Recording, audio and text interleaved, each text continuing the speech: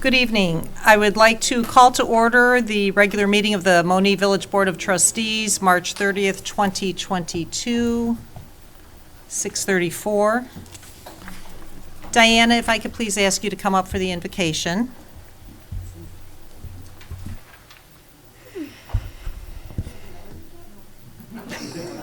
It's going on my... I'm subbing in, so... Heavenly Father, we come to you today asking for your guidance, wisdom, and support as we begin this meeting. Help us engage in meaningful discussion, allow us to grow closer as a group, and nurture the bonds of the community. Amen. If we could all rise.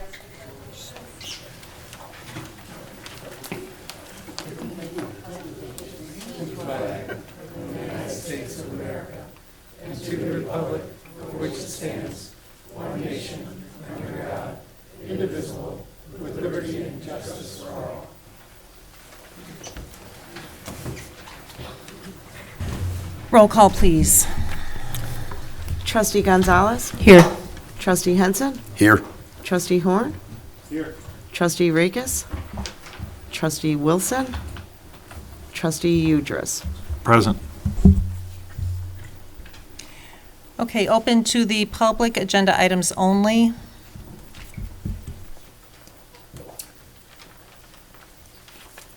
Hello, my name is John Marsek, 6512 West Lakeway Drive. I would like to present to the board petitions signed by residents opposed to the Crown Holdings development and ask that they be entered into official record.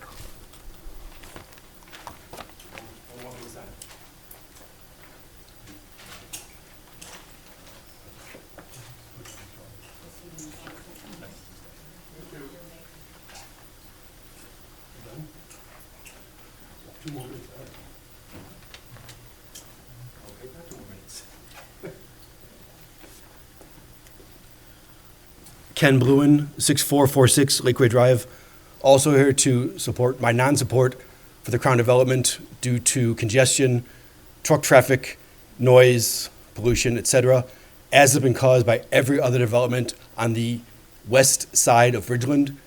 Not only Amazon, and that's not what we're only concerned about, it's all the other buildings that are there, the consistent truck traffic, the consistent other vehicles that are there that have no regard for anybody else. Pulling out of Amazon, I personally have almost been hit over a dozen times in the past year by cars pulling out with no regard for anything, by trucks pulling out. So my concern is not only the noise and the pollution, but the trucks, the congestion, the traffic, etc., that will be caused by this development. Thank you.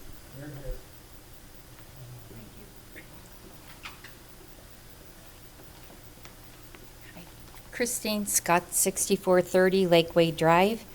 On March 19, I sent an email to those in front of me, pretty much everybody. I didn't have your email address, regarding Crow Holdings. My biggest concern with the proposal is it's too close to residential homes. I appreciate the fact, I don't know if the gentleman is here, the one who did the presentation, that he acknowledged that it's close to residential homes and that they would do their best to aesthetically make it look better. But bottom line is, it's still a warehouse. Putting a lighted fountain in, putting glass windows on the offices at the end of it doesn't change the fact that he said it can accommodate slightly under 300 trucks going in and out of there. And a lot of the talk is about the problem with Amazon and the traffic it brings, but this is even closer to XPO, which is the logistics company that is right behind us, and the amount of traffic that goes in and out of there. Another big concern is the noise that's created by it. We constantly hear the backup beating, trailers being dropped, the trucks going in and out, the ones that have no place to go, that sit there and idle if they're sleeping. I don't know. I know there's not enough room for all the trucks that go in and out. Ridgeland going south, even if they put turning lanes, it's one lane going each way. It can't handle it. Ridgeland and Manhattan Monee can't handle it. And everybody knows that I-57 can't handle it. We keep adding and adding and adding. We're putting in the Home Depot warehouse. You've got the Seafried development that was approved at the last meeting. we're doing all of these additional things and nothing has changed. 57, you can now turn right when you're coming to the west, but it still immediately turns into one lane. So I'm concerned about the traffic, concerned even more so about the noise. I know it's a desirable piece of property. I know it'll be developed, but I think it's much better suited for a business like what already is down south on Bridgeland, where trucks are not constantly going in and out in trailers. They're businesses where their guys leave in the morning, they come back in the evening. It's not disruptive like this 24/7 that we have, where it's to the point we can't sleep with windows open because of how loud it is. So I'm asking, we had nothing to say when those first warehouses within, and a berm and a wooden fence is what divides us.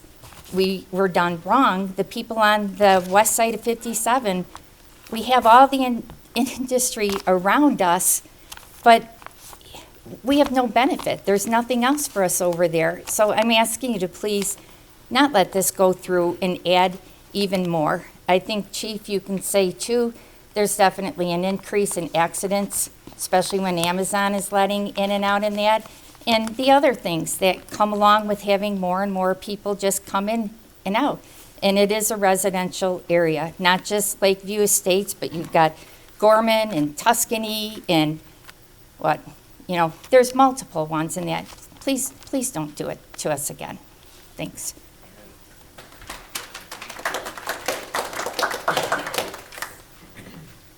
Hi, I'm reading this on behalf of Chris Fairchild of 6944 Tricia Court, who couldn't be here tonight. Dear Village Trustees, in the matter presented forth in the Village meeting on March 9th regarding the development of Rainbow Farm property, I would like to express my objection to the addition of a cross-dock style business based on the high cost and low benefits such a business would provide to the Village of Monee and its residents.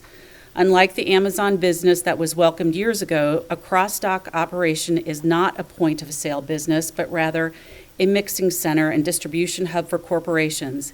In comparing the two styles of businesses, the Amazon Fulfillment Center generates revenue based on the amount of sales orders it can supply in its territory, whereas a cross-dock generates revenue based upon the amount of semi-loads it can accommodate in a day. The benefits to the community of a cross-dock operation are limited to the minuscule amount of property tax we would receive once the property is developed, whereas the cost is limitless.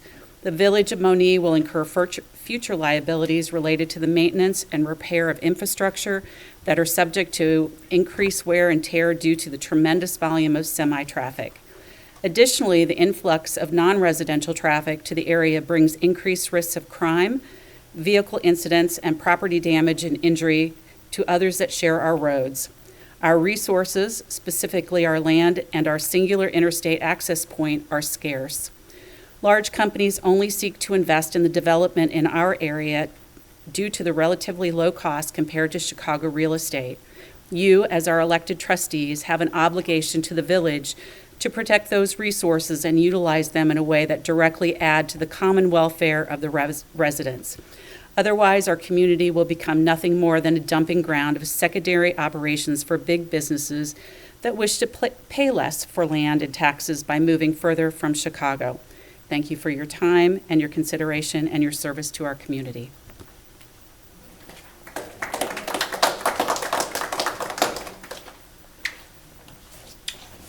Hello, everyone. I'm Lance Becker. I live in the Gorman Farms. I'm a newer resident. The thing I don't get about these businesses, they come in because of the TIFs. And I don't know what kind of TIF they're getting, what kind of break they're getting on taxes, but we never reap it back into the town. They never pay anything near what the TIF break they get. As it has been stated, the roads, Amazon trucks go up and down Ridgeland, left and right, and it's not an M1 past Bruns. I don't think it's an M1 even up to Bruns. It's destroying the road. It's destroying the bridge at Pauling. We have to pay for it, they don't. But they want to get the tax breaks from us. The noise, Ridgeland and Monee is not set up for the traffic we got. I went to come here tonight, and Monee Manhattan was backed up to Ridgeland because Amazon was getting out. And if you're not planning that in your leaving, you're not going to get any place. And since I-57 in Monee, Manhattan is the only place we can get on that 57, I think that bodes bad. And if there's an emergency on the west side, no offense, chief, there's not much police over there. So we're going to be waiting extra long for it. Amazon, I believe, is complimented 4,000 people. Oh, it's going to help the residents of Monee because they'll have a place to work. I don't think there's 4,000 people in Monee to work there. I'd like to see the difference in how many people work there, because I see Indiana plates. I've even seen some Wisconsin plates. Besides, I know some are coming from Chicago, Joliet, and Kankakee. So I would like to see our neighborhoods become neighborhoods, not an industrial hub or more of a truck stop that it is now. So, thank you.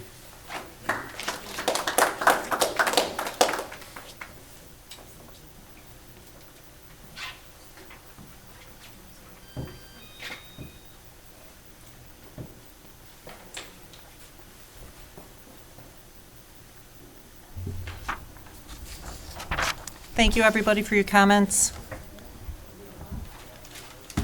All right, may I have, please, a motion to accept the consent agenda? So moved. Second. Roll call, please. Trustee Hord, Yes. Trustee Henson, Yes. Trustee Udress, Yes. Trustee Gonzalez. Yes. Thank you. Clerk's report, Michelle.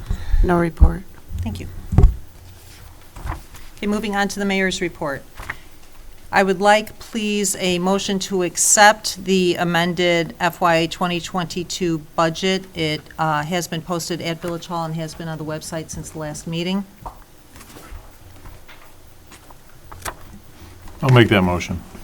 Second. Discussion? Roll call, please. Trustee Udress, Yes. Trustee Gonzalez, Yes. Trustee Horn, Yes. Trustee Henson. Yes. Thank you. Now, moving on to the new village logo, I'm going to also combine that with the village signage. If I could ask Bill, please, to come up.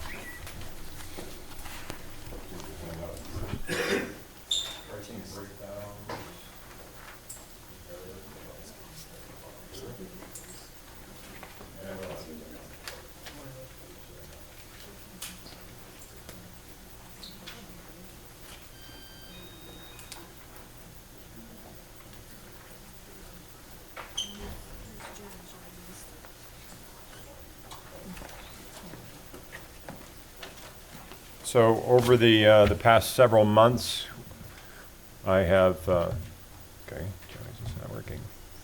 Oh, there it is.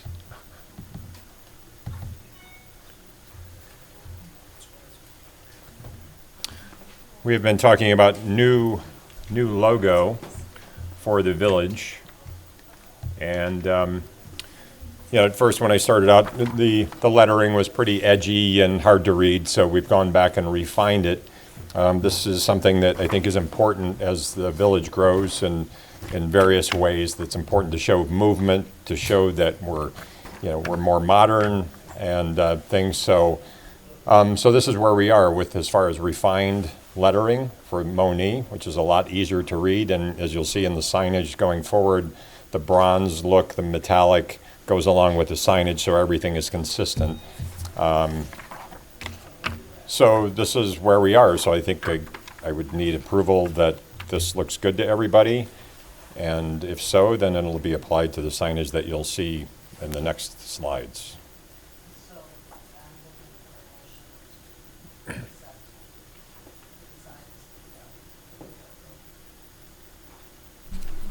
I'll make that motion, and I love the cleanliness of it. It's beautiful. Second. Any discussion? Roll call. Trustee Gonzalez, Yes. Trustee Hord, Yes. Trustee Henson, Yes. Trustee Udress. Yes. Okay.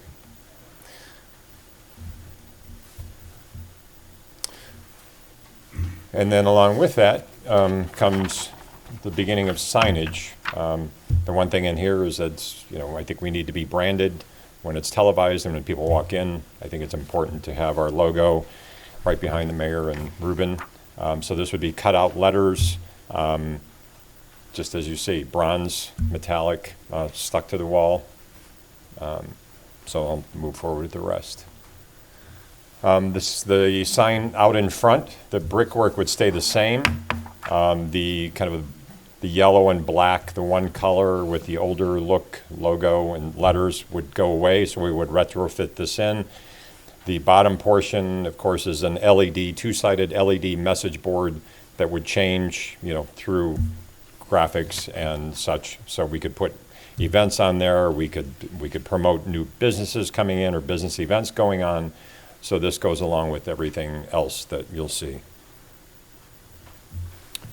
This would be the gateway monument signs would be located to start at 4 different locations throughout the village in phase 1, which would be 2022, sorry.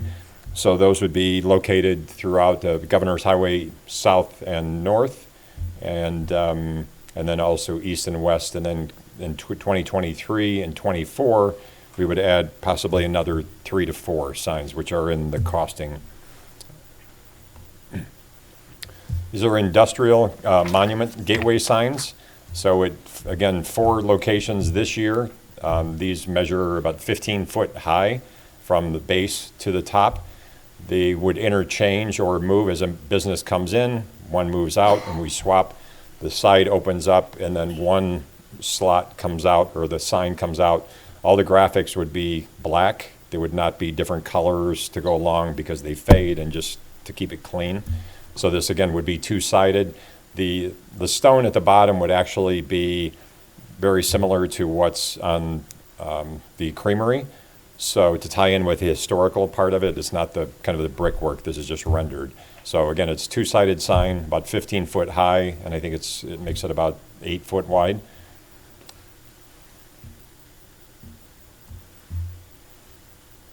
I missed something, or is that it?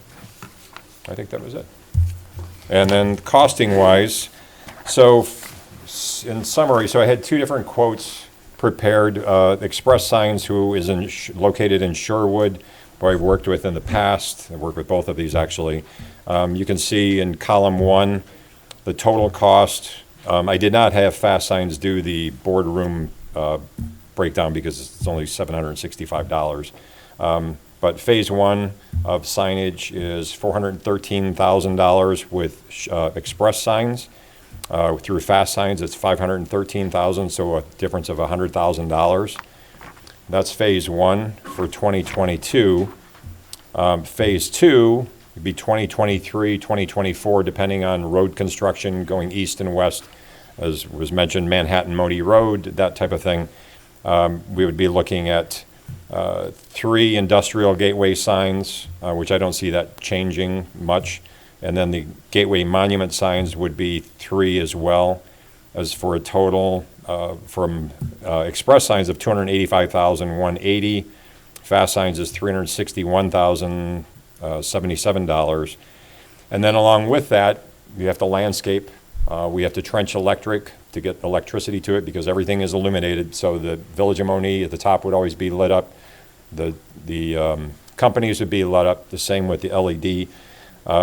Estimating through all of that would be $250,000 in total. So over the 2 different phases, we would be looking at an estimate of $950,000 ballpark through Express Signs, and $1.124 million from Fast Signs. So Express Signs obviously is the lower price of the 2.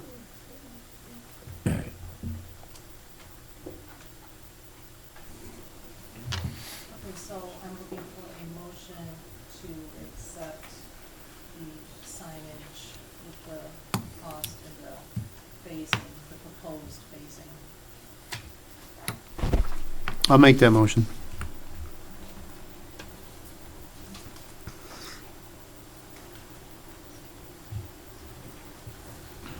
second with discussion. So, and I love the signage and everything, and don't know that we're just looking, obviously we've just gotten the costing and everything, and we're still in our budget process.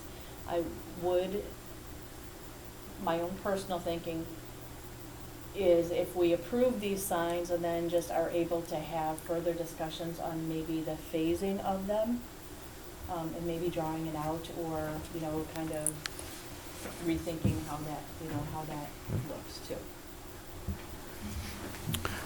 Here's my concern. I think I expressed it before, Bill. The luminescence on each of these signs, especially the Village Hall sign, I'm assuming they can be adjusted? They are adjusted. They have a photo sensor in them to determine daylight and nighttime. So unlike some, in Mantino, there's one that I think it's Court Street 4 or Raleigh Ford that is super bright, that lights up, it's really bright, but it doesn't have the dimmers on it. So it would not be like that because that's distracting. It could cause accidents. So no. So they can be adjusted down. Well, yeah. We don't want to light up 2 blocks in either direction. No, it would not be that way at all. Okay. Another question that I have with this kind of cost, is this something that should be put out for bid versus just going out and soliciting our own bids? You have, Trustee, you do have the right to go out for bid. You could waive bid process, and this is a unique type of product, I believe. And Mr. Barnes did receive, 2 or 3 proposals. Sure. But you do have the right to go out for bid. You just got to make sure all the specs are identical. Right. Yeah, I'm just wondering if we could potentially get a better deal. Kind of, this is a good chunk of money, so. It is, and working with sign companies through many years in, my past careers, they're good sign companies and not so reliable sign companies. And then, as Larry said, getting the right specs, you'd have to spec that out. So, you can do it. And sign companies are kind of hard to come by. And then I think also, from my perspective, somebody in Shorewood is close enough. They're in Will County, so it is kind of keeping it local. And then the landscaping would go through Santa Fe, possibly. And then the brick is actually from Calumet, or the stone. So it's all close. Larry, I got a question, if I may. Sure. This is phase 1 and phase 2. Are we voting on phase 1, and then the phase 2 would be voted on later, since it's further down the road, or would be considered in another budget? I believe so. Okay, I was just this is for phase 1, and the other one would be later. All right, I'm just making sure we're not voting for both of them tonight.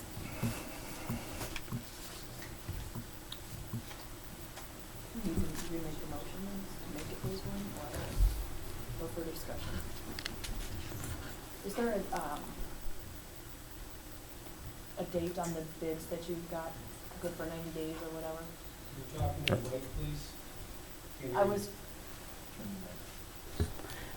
Sorry, Wayne, I was just asking if there was a time on or a due by date on the bids, if They it's are good for. 90 days. They are 90 days? Right.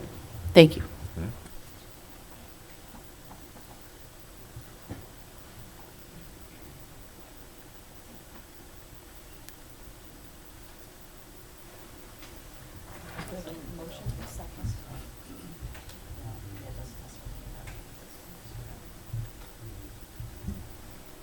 Yeah, if we have the motion to accept, we accept. I know this is a big project.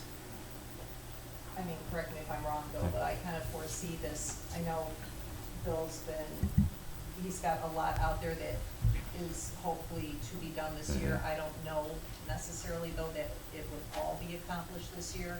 I see it more as probably Certainly. even more than a phase 1 and phase 2, more of a multi-year. Yeah, I would say 3 years, and realistically, get, the 4 and the 4 done this year. And then as things grow and we progress, and again, depending on the roads and things, it can be phased. And the sign company wouldn't mind that at all, because these are big jobs.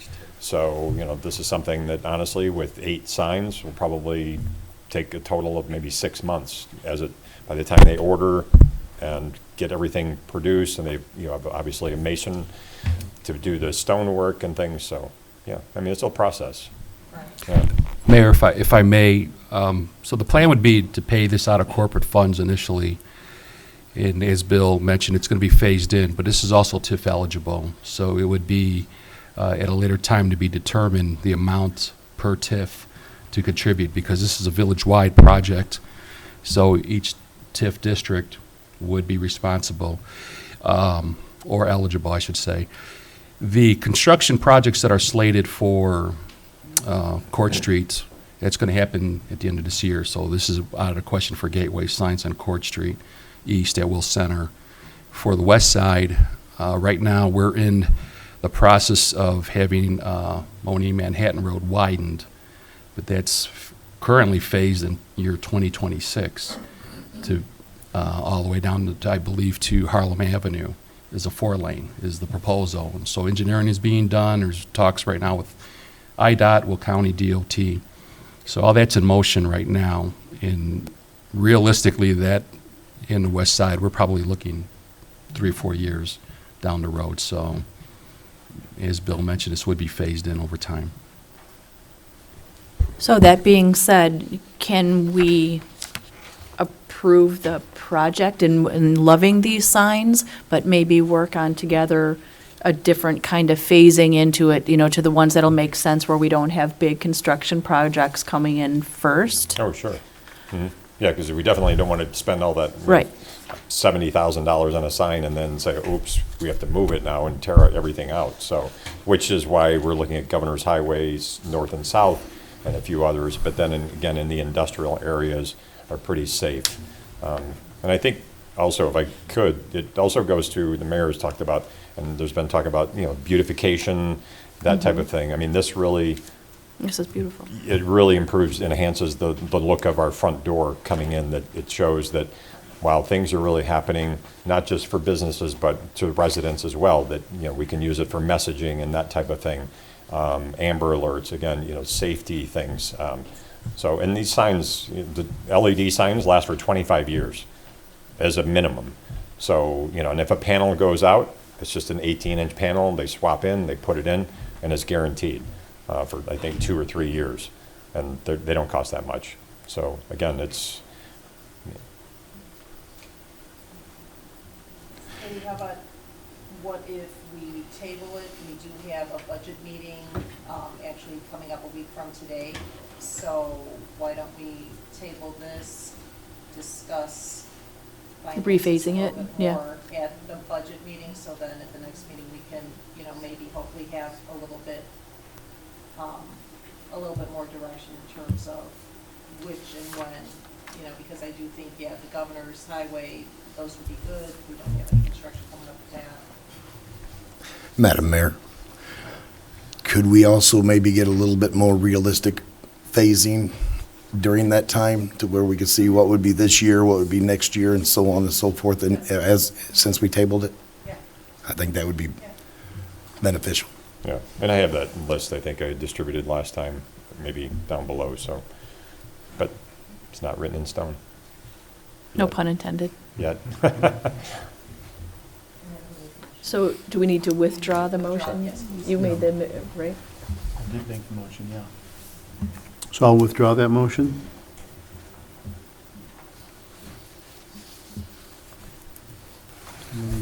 Do you need a motion to table it then, or?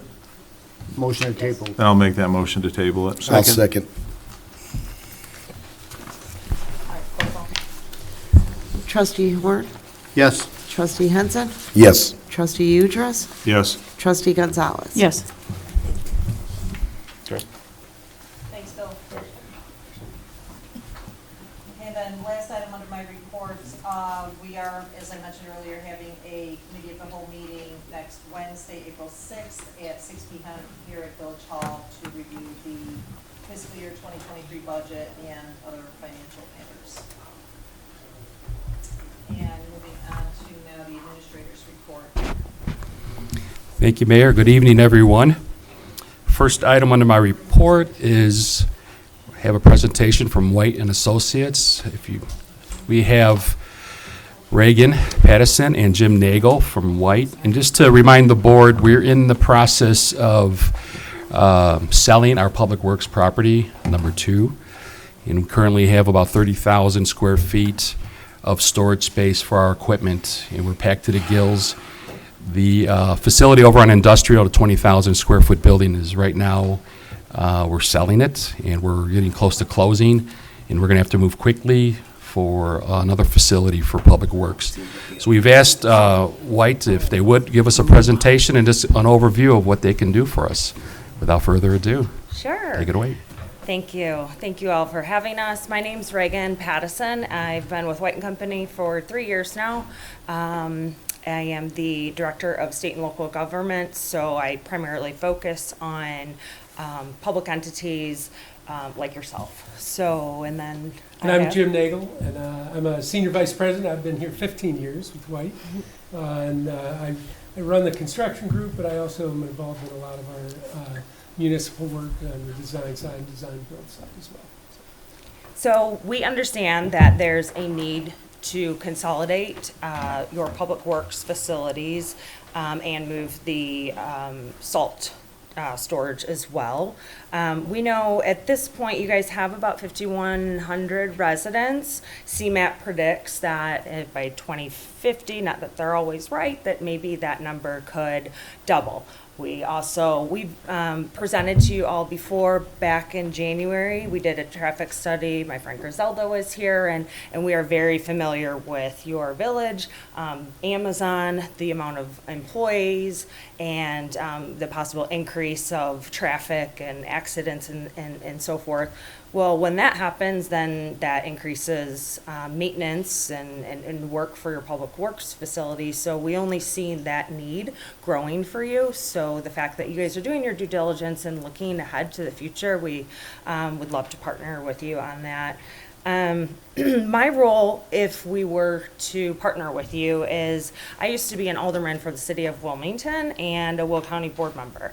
And so at some point I sat in your shoes. I understand being fiscally responsible and going out there to, actually I just got back from Springfield. They had the Illinois Municipal League last week, and then yesterday was the Will County Governmental League. And so my job is to advocate on your behalf. So, I understand that local government funds are, in 2011, they used to be 10%. They've gone down to 5.45. I know there's legislation, hopefully that passes, to restore those dollars to go back to you where they belong. So you can, use those dollars to, fund these projects. So, but that's what I do, is go out there and advocate on your behalf and try to bring funding resources to you. Let's see. And then I'll let you go on Okay. this one. And I apologize for being a little casual. I'm a couple weeks into a new hip, so I'm using this as a little crutch for the time. But so White, as you know, in meeting Griselda, we've got a wide range of services, but we've been in business for over 80 years. We're coming up on 83 years now. Started as a civil engineering and surveying firm, and now do architecture, engineering, construction management, transportation engineering, et cetera. We've got a little under 200 people with 2 offices in the Chicago area. Our headquarters are in Darien, just right up the road off of 355, and then we have an office in downtown Chicago. And like I say, we do all the full range of services, so we're kind of a one-stop shop when it comes to whether big, small, big project, small study, that kind of thing. And just for scale, we do about $100 million worth of construction work every year, and we're probably involved in 3 times that in terms of design projects.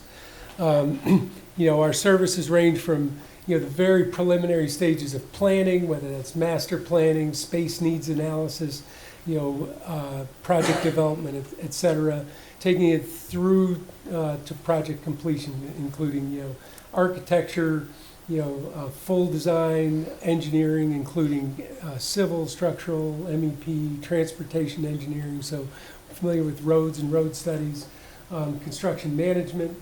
And then, we've got a couple kind of groups focused on, things that are part of our projects at times, but not all of them. Sustainability, we have a long passion for sustainability that we can weave into our projects. And then a group called Beyond Your Base, which helps municipalities and public entities with funding sources, whether that's referenda or helping with other funding. As we look at your project, we know you have you're trying to consolidate a couple facilities now into one more efficient, newer type of facility, so that then you can do other things with your other properties. The keys to these projects really are to make sure that right from the start that you're aligning the scope with the budget, and tied into that also are quality and schedule. We're going to show you a couple different types of these facilities that we've been involved with that have a range of size, range of quality, and as a result they have a range of price. And so, any group, as they approach a project like this and establish a budget, they want to make sure that everybody understands what they're getting, not just how big is it and what's the square footage, but also what's going into it, and making sure there's an alignment there, and being protective of your funds to make sure that we're not overreaching, and so because we're a construction manager as well as a designer, we're very in tune with and in touch with the market, the construction markets, and we see where not just the trends, but where the spikes are and where there's some opportunities.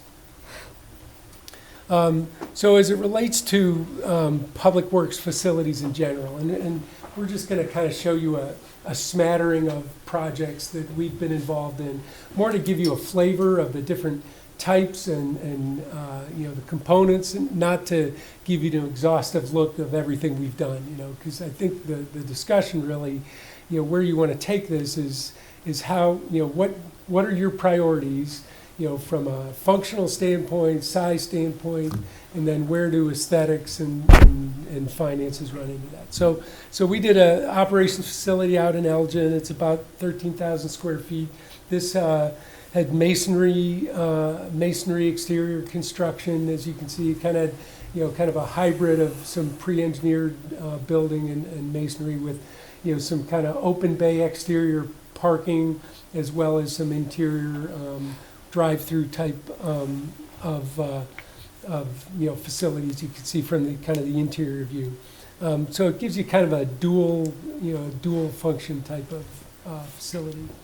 Over in operation, or in Joliet, this was an operations facility, a little over 20,000 square feet. And then it had a large canopy for vehicles, a canopy for materials, but this was a fully pre-engineered metal building.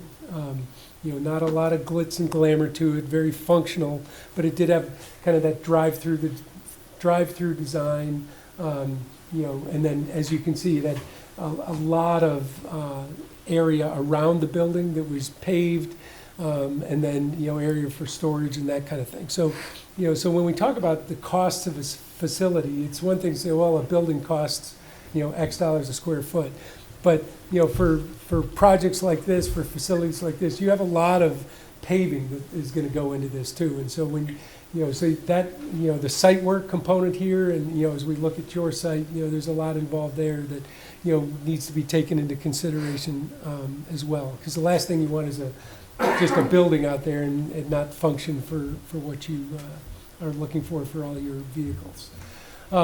This was a much larger, probably more on the scale of what you're looking to do, about a 58,000 square foot transfer facility, pre-engineered metal building, but you can see we added a little bit more architecture here than just a pure plain vanilla box, if you will.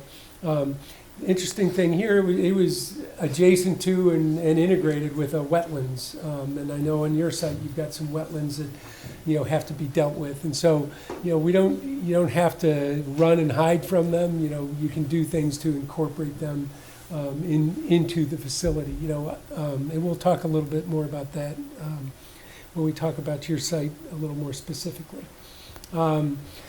More recently here in Joliet for Will County, did a 12,000 square foot facility. As you can see, this has a mix of construction materials and architecture, and so, you know, a little pricier, but they were looking for something with a little higher end in terms of its aesthetic. It's smaller, you know, so they weren't trying to handle all of the functions that, you know, that you're wanting to incorporate into your project.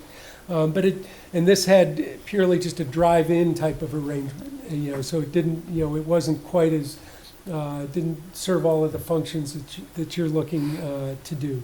You know, it had some decorative masonry, you know, and then more of a traditional structural steel, and then it also had some offices with it. This was a bus operations and maintenance facility we did over in Romeoville. So you can see it was for, you know, lots of school buses there. It was for the school district. And, you know, it looks like a pre-engineered metal building, but it was actually a conventional structural steel building with a mix of masonry and precast. You know, that's going to be a little higher dollar than a traditional pre-engineered metal building would be. But they, you know, they were, you know, they wanted that aesthetic. They also wanted, you know, the longer term, you know, permanence of it, if you will. This also, in you know, the red there, you can kind of see it had a fueling facility with underground tanks for, you know, so that they could fuel up the buses with, you know, a fueling island. And then it incorporated some offices and support spaces as well. Okay, so I know we covered, you know, the type of services we do, but I wanted to get into, and I know I said I mainly focus on public sector. Within the public sector, we design and build schools, you know, municipal buildings, public works, village hall, police, but something fun we do is we do a lot of parks and rec. And going to what Jim said, looking at your property, yeah, there is, you know, there's space to put your public works, but we like to look at everything, look at that big picture. Do we just start out with what exactly you need? But when we start a project, we look at everything. We look at not just the property, but, you know, what characteristics are important to Monee. You know, the forest preserve is just south of the reservoir, is just south of this property. I actually serve as chair for the Nature Foundation. I'm very familiar with them. It's a great preserve. I know you have about 1.5 plus of walking trail there. You know, something that we would, you know, just look at is, could we connect? Could we work with the forest preserve and connect and extend that walking trail into, you know, part of the property on public works? Understand, public works operations in a park are different. So, but we, you know, we're able to address safety concerns and keep those operations, you know, safe for, you know, the residents and so forth. And when we do this, part of what we do and what I do is, you know, look at grants. We probably got over $10 million of grants for our clients. And if we were to look at park, or outdoor space, these are some of the projects that we've done and there's OSLAD grants. So if you're making any outdoor improvements, like a shelter or a picnic, or you can get up to $2 million in grants towards your project. And we actually write those grants for you. There's park grants, like I said, I was just in Springfield, and they're talking about even more DECO grants coming down the pipeline this year. They're having issues with staff to help facilitate that, but you know, that's what we try to look for. And, you know, to make that space, you know, we know park space, you have about 4 park space, you can always use more. So, you know, that's something bigger picture we look at when we started the project. And that's not to say we, you know, suggesting you build a park right next to the public works, but like I said, there are wetlands there. Maybe there's opportunity for some trails. Maybe there's, you know, just a way to maximize your usage of the land that you have. And so this is an aerial of the site. The area there in purple is the, you know, what I guess we'd refer to as the usable area, you know, outside of the wetlands. But again, the wetlands, like I say, they, you know, you can use the wetlands, you just have to mitigate them, and, you know, it could be an offset, you know, and so there's costs involved there, but, you know, right up the road here in University Park, we're doing another project for the training center there for IBW9, and we're dealing with some wetlands issues, and, you know, trying to maximize, you know, how we utilize that site, or how they can utilize that site, and touch the wetlands, do a little bit with them, but and not completely, you know, change the, you know, how they want to function there. The other interesting part of your site in particular is, you know, the grade change. It's a, you know, it's a pretty, you know, pretty sloped site, you know, to the west and south. You know, probably close to 20 feet of fall, you know, from one side to the other. You know, you don't want to go in there and just, you know, push all the dirt around so you end up with a flat site, because that's going to cost you a lot of money just to make everything flat. And so there's ways we can help, you know, situate the building on the property that allows us to, you know, minimize some of that, you know, site work, and still, you know, take advantage of some of the differences in elevation there for, you know, for where the building could go. So just as a quick, just kind of cut and paste, you know, to show you, you know, kind of how a facility, a building, you know, could fit in that, on that property with the, you know, with the appropriate, you know, paving and parking and whatnot. You know, again, that's just kind of a quick cut and paste. You know, I think, you know, what we want to kind of, you know, leave you with the impression of tonight is, you know, is you know, and these were just some examples of, you know, some different types of facilities, and then just a quick look at your property. But, you know, there's a lot to get from where you are today, contemplating something, to, you know, turning over the keys and opening up a building. And, you know, whether that's, you know, further planning and, you know, evaluation of all of your needs to make a facility as efficient as possible. You know, I know you have a size in mind, but maybe you don't need all that, or, you know, maybe you need more. Maybe there's a way to combine some things. You know, is there an opportunity to, you know, build a facility that's planned for expansion, and you know, so that as you look at a capital outlay, you can plan for that a little better. You know, so certainly in that very early analysis and concept, you know, we can be your partner on that and take that right into design. And, you know, one of the keys as we get into the design is, you know, as I touched on earlier, is, you know, you don't want to take the design so far that you get down the road and find it's not something you can afford. You know, that alignment of budget and design from the very earliest part of the project is critical. And so, you know, because we have a construction group, you know, we've got, you know, an estimating team that works with our designers all the time, that know how to, you know, steer and guide and provide options. And really that, you know, one of the things we do with all of our clients is we want to provide you options. You know, we don't want to just tell you how to do something and assume that what our solution is right. You know, we want to talk through various options for you, and those options can be different, you know, design materials, and it can be, you know, different siting of a building on a property.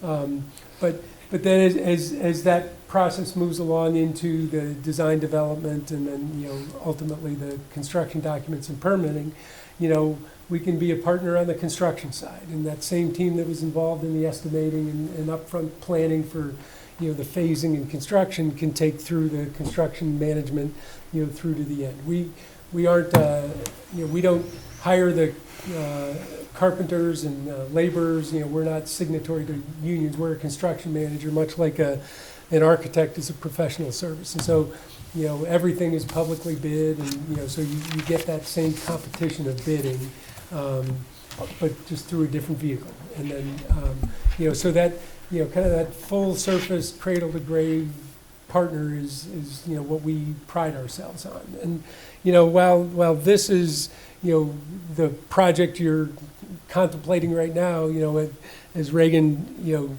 when she was down here before with Griselda, you know, we understand that the small stuff is important too. And so how, to pick up a phone and be able to have somebody to just bounce something off, we understand the value of that. And, and so again, quick kind of look at your project and, some options, and then try to give you a little overview of, who we are, so.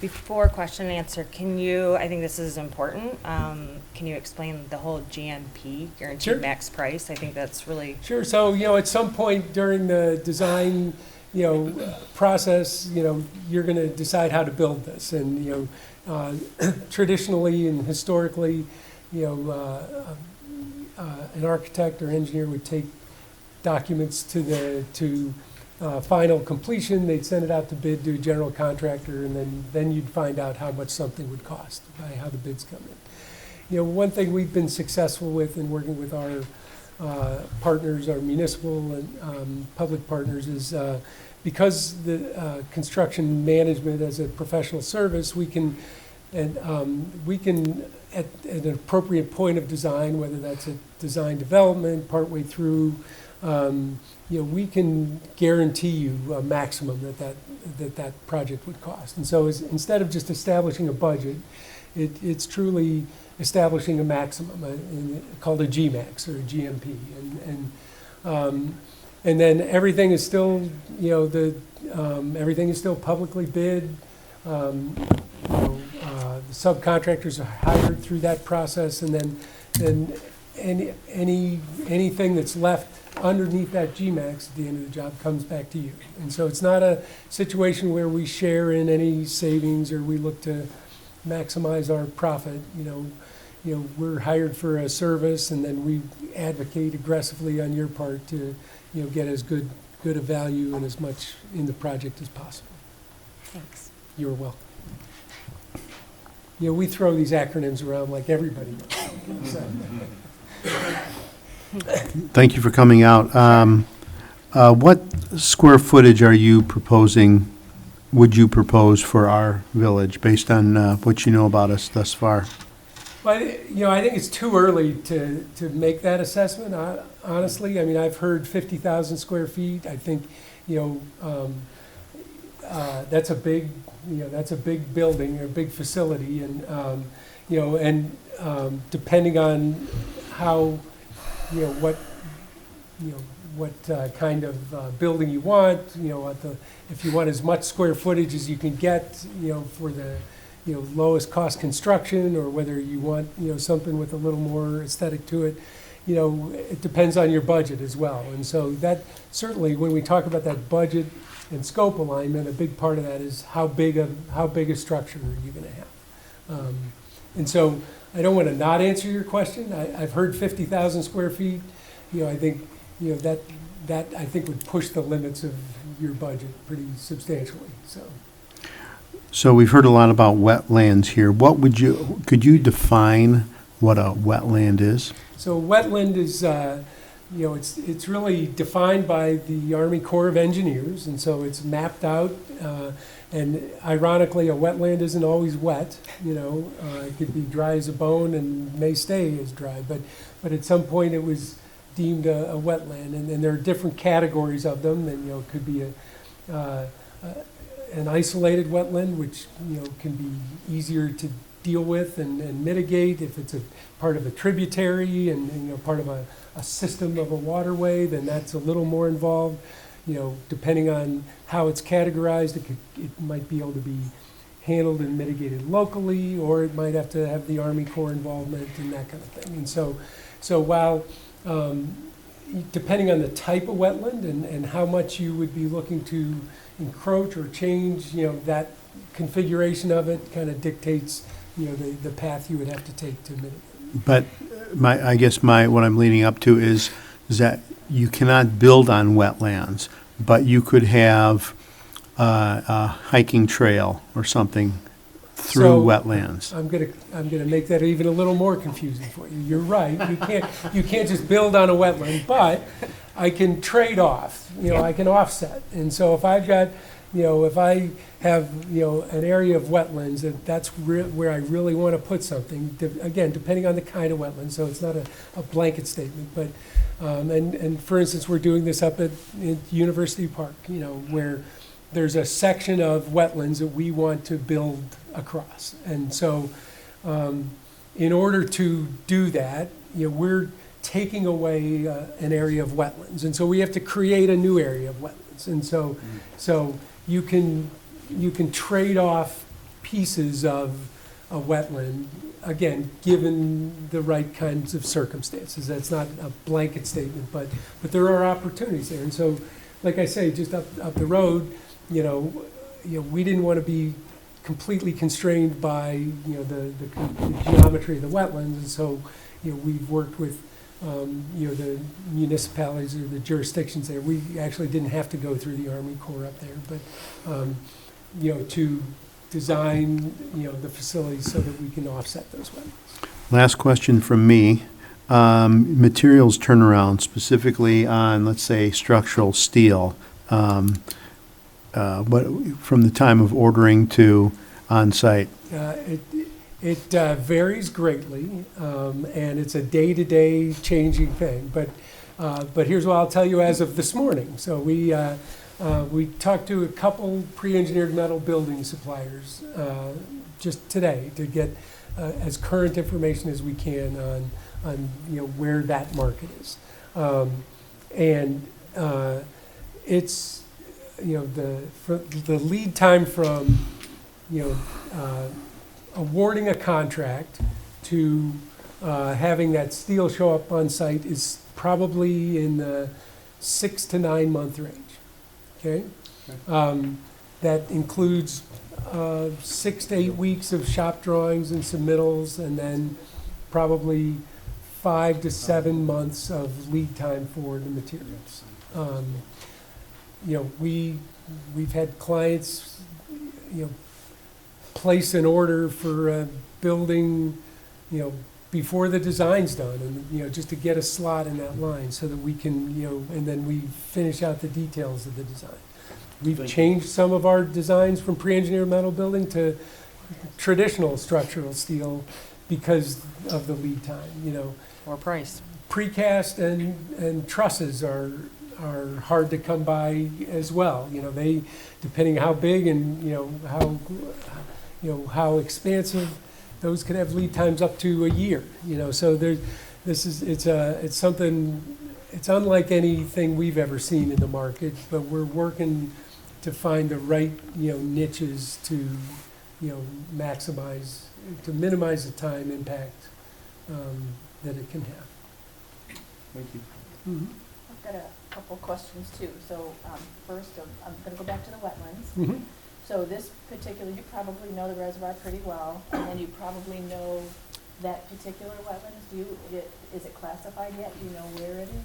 I don't. I haven't dug into that part of it to see how it's classified. We had our site engineer take a look at it, but he didn't take that next step to see what level it is. Okay. But he did identify the section. And that's, like, I want to say, one of my concerns too, because we know we don't want to destroy any wetlands at all. So then I would ask that this is going to be Department of Public Works building. There's going to be a lot of vehicles. There's going to be a lot of fuel. There's going to be assault. There's going to be exhaust. Can we deal with that and make sure that, especially you said that there's like a 20-foot drop off and everything too. So yeah, certainly any of these types of facilities have kind of a higher level of expectation in terms of how you deal with, with water runoff, with, roof drains, there'll be oil separators and things like that. If you get into a point where you have a fueling station, obviously there's a lot of requirements that go along with that. But then the other thing that comes with that is, we can increase the level of what they call BMPs, or best management practices for handling stormwater. And so stormwater isn't just what, runs across the asphalt and down into the storm drain, but it's, how is it, how does it come across the land? What's the vegetation that we use to, to capture that so that it doesn't run into different aquifers and that kind of thing? And so, Like a big salt pile, so Mhm. we've got a dome over it, and then we have 9 inches of rain, and it's running. right, and so that has, there's requirements that are imposed on that type of facility as well, in terms of, much like if you had a tank, an oil tank farm, there are ways, there are things you have to do to, not just from a design and construction standpoint, but then also from a maintenance standpoint, that has to be planned and documented and that kind of thing. So, we do, during construction, we do, the regular SWIP, that you're, checking the erosion control, measures and everything, and that's documented in part of the project record and that kind of thing, so. Now, the next question is about the GMP. Mm-hmm. So if it's a guaranteed max, then what if then all of a sudden, Mr. Supply Chain, now something has tripled in cost? So now are you eating that little overage if we guarantee it up to and not to exceed this amount? Right. And now all of a sudden, cost goes crazy. Right. So the short answer is, a guarantee is a guarantee, and so we understand that, we take on risk when we guarantee a price, when we guarantee a maximum price. Certainly, something totally beyond our control would be something we'd want to talk about, but but we also, like I said, we've, there have been a few times in my career where we've exceeded that guarantee, and that, that comes out of our pocket, and that, we don't like that, but that's part of, what we do is to, that's our word to you, that we've guaranteed a maximum. And part of that is also to, guarantee, there's an understanding of quality level, there's an understanding of design and design intent, et cetera. There's, that GMAX would have, a contingency built into it that we all agree on, that's the right amount of contingency given the timing of the project. And so, so the first thing we do in a situation like that is we would use the contingency to help cover that kind of eventuality. And if it were to exceed that, then unless there's a circumstance I'm not aware of, then that would be on us. Okay, thank you. And one last question. There was a slide that there was a simple cut and paste, like this Yep. is for how many square feet do you suppose that building is? That's actually your, right here, it's your existing.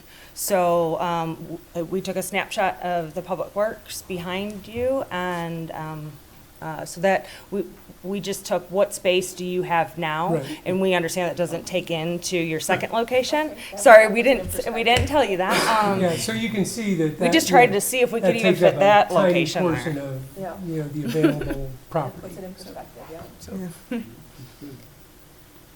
Thank you. anything else? I guess just kind of piggybacking off the wetland conversations, your designs, do they take into account special drainage, French drains, things like that to handle the runoff? Right. And I asked because I went through one with a company that I'm working for when we were looking at paving, Okay. and found out that in the city of Chicago, you're required for every certain number of square feet of concrete to have a French drain Right. able to handle that water, so you don't have contaminants running Right. into. That's part of this. So that's one example of a BMP that, is a way to handle, runoff from, whether it's concrete, asphalt, what have you, And so a big part of, where we start on something like this is once we kind of get an understanding of the size of, the building, and then, like I touched on, the paving around the building is going to be substantial. And so you're going to take what is now a nice, pervious grass area and make it impervious. And so you're going to have to do something with all that. And so that's where the stormwater management comes in. And so, you're not just going to be able to let it run off, into the reservoir or into the neighbor's property or whatnot. You're going to have to deal with that. And you'll deal with that by detention, by storm piping, other means and methods to, the civil engineers will calculate how much how much volume do we need in order to handle the stormwater? That, you could create, detention area or retention area on site as part of that. It could be, that could be part of the stormwater management. But yeah, in general, anytime you're making a nice drainable surface, impervious, you have to deal with that type of thing, whether on a smaller scale through French drains and on a bigger scale, that could be part of the solution. Thank you. In respect to the growth over the years, you said it could, by 2050, it could double, could. You guys are taking into respect that a big enough building for that, but also, will your plans have it to where, should we have more growth later on, will there be taken in thinking of expanding the building or extra room there to where? Sorry. Yeah, that's what I'm wondering. So the first part of planning, and, there's the planning, site, and design processes, sitting down with, whoever you choose, leadership, of course, your public works director, whoever you want us to talk. And it's a conversation. How many vehicles do you have? How much equipment? How many employees do you currently have? And then I'm sure, you have your comprehensive plan. We look at any documents that you've already done your due diligence, that you've done your homework.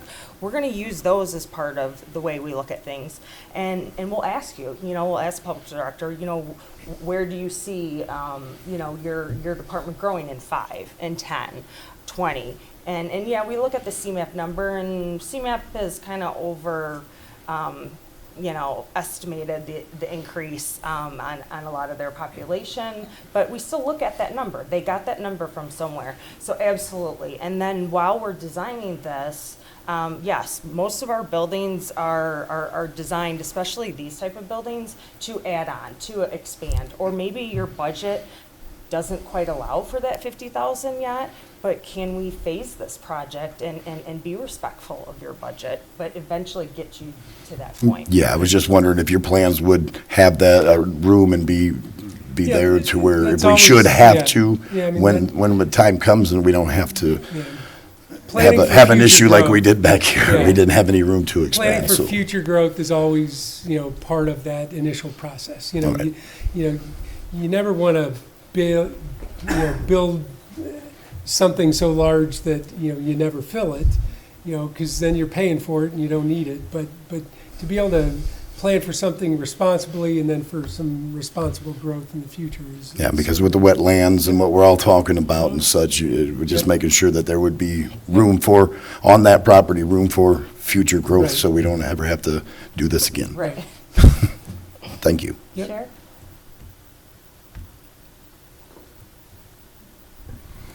Okay, thank you, Jim. Thank you. Reagan, thank you very much. We appreciate it Thank very you all. much.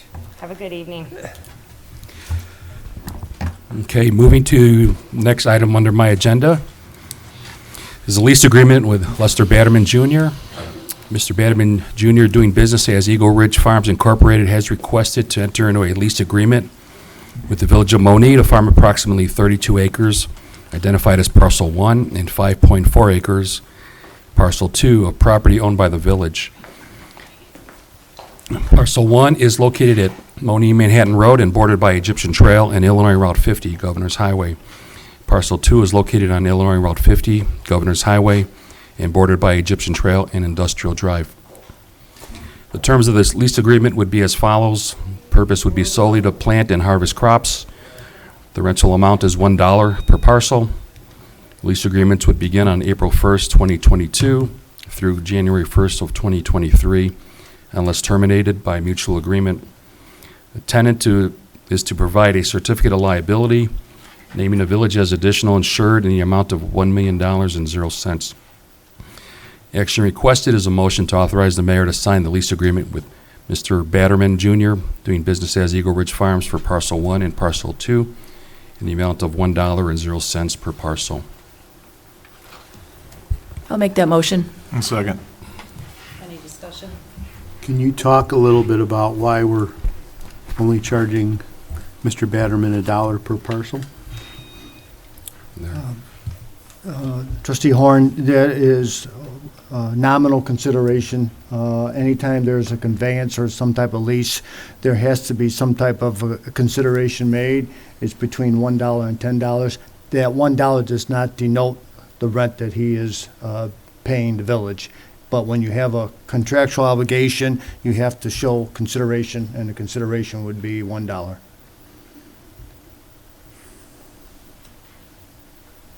Okay, I'm not sure exactly what that means, but, sorry, Larry. No, I understand. When, I guess my point is, is that the fair market value for renting out a piece of farmland? if I may, I'm not sure the lease does call for any rent to be paid to us. Historically, we have rented out the property with where we bought from St. James to Mr. Batterman and a few other spots, and I don't remember him paying us rent, which is valid. I mean, it's still legal, but in order to have a contractual lease, we have to say some type of consideration. So again, the rent or the consideration of $1 or $10, that's not what he is actually paying us.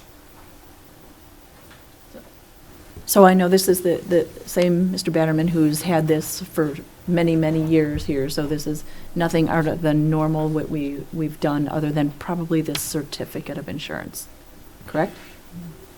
The certificate has also been required. So it's this always is been new $1. to this year for the certificate. I don't remember that in years past. Yeah, going back the last few years, there's been We a did? certificate, Yeah. yes, in the agreement. It's in case anyone is injured on that property belongs to us, and so we require them to put on that insurance is held harmless.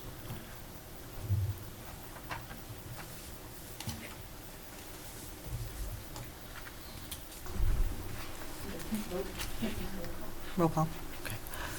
Trustee Hudson? Yes. Trustee Udress? Yes. Trustee Gonzalez? Yes. Trustee Horn? Yes. Thank you. Thank you, Board. Next item is Court Street Local Agency Functional Overlay. This is from Elder Lane to Eastgate, a request to use motor fuel tax. We're needing a resolution. Attached is a resolution authorizing the use of motor fuel tax funding to be utilized for the Court Street resurfacing project that was completed during fiscal year 2022. The requested amount is $110,000.00. Board action request is a motion to pass the resolution authorizing the release of motor fuel tax funds in the amount of $110,000.00. I'll make that motion. Second. Any discussion? Roll call, please. Trustee Udress? Yes. Trustee Gonzalez? Yes. Trustee Horn? Yes. Trustee Hudson? Yes. Thank you, Board. The next item is professional service agreement with Robinson Engineering for the Monee, Manhattan, and Egyptian Trail Area Sidewalk and Lighting Project. In the village's effort to improve the Monee, Manhattan Road and Egyptian Trail corridor, the administration has scheduled a new sidewalk construction and lighting improvement. This project will need a coordinated effort with the qualified engineering firm. Therefore, village staff would request to enter into a professional services agreement with Robinson Engineering. Robinson Engineering's proposal includes engineering services for sidewalk and street lighting. This would be on Monee, Manhattan Road for the sidewalk, and that would be on the south side of Monee, Manhattan Road between Culver's Restaurant and Egyptian Trail. And then the Egyptian Trail sidewalk would be on the west side of on Egyptian Trail, and Monee, Manhattan Road from the north, running south to the First Midwest Banks Crossing entrance. Monee, Manhattan Road lighting would be south on the south side of M&M.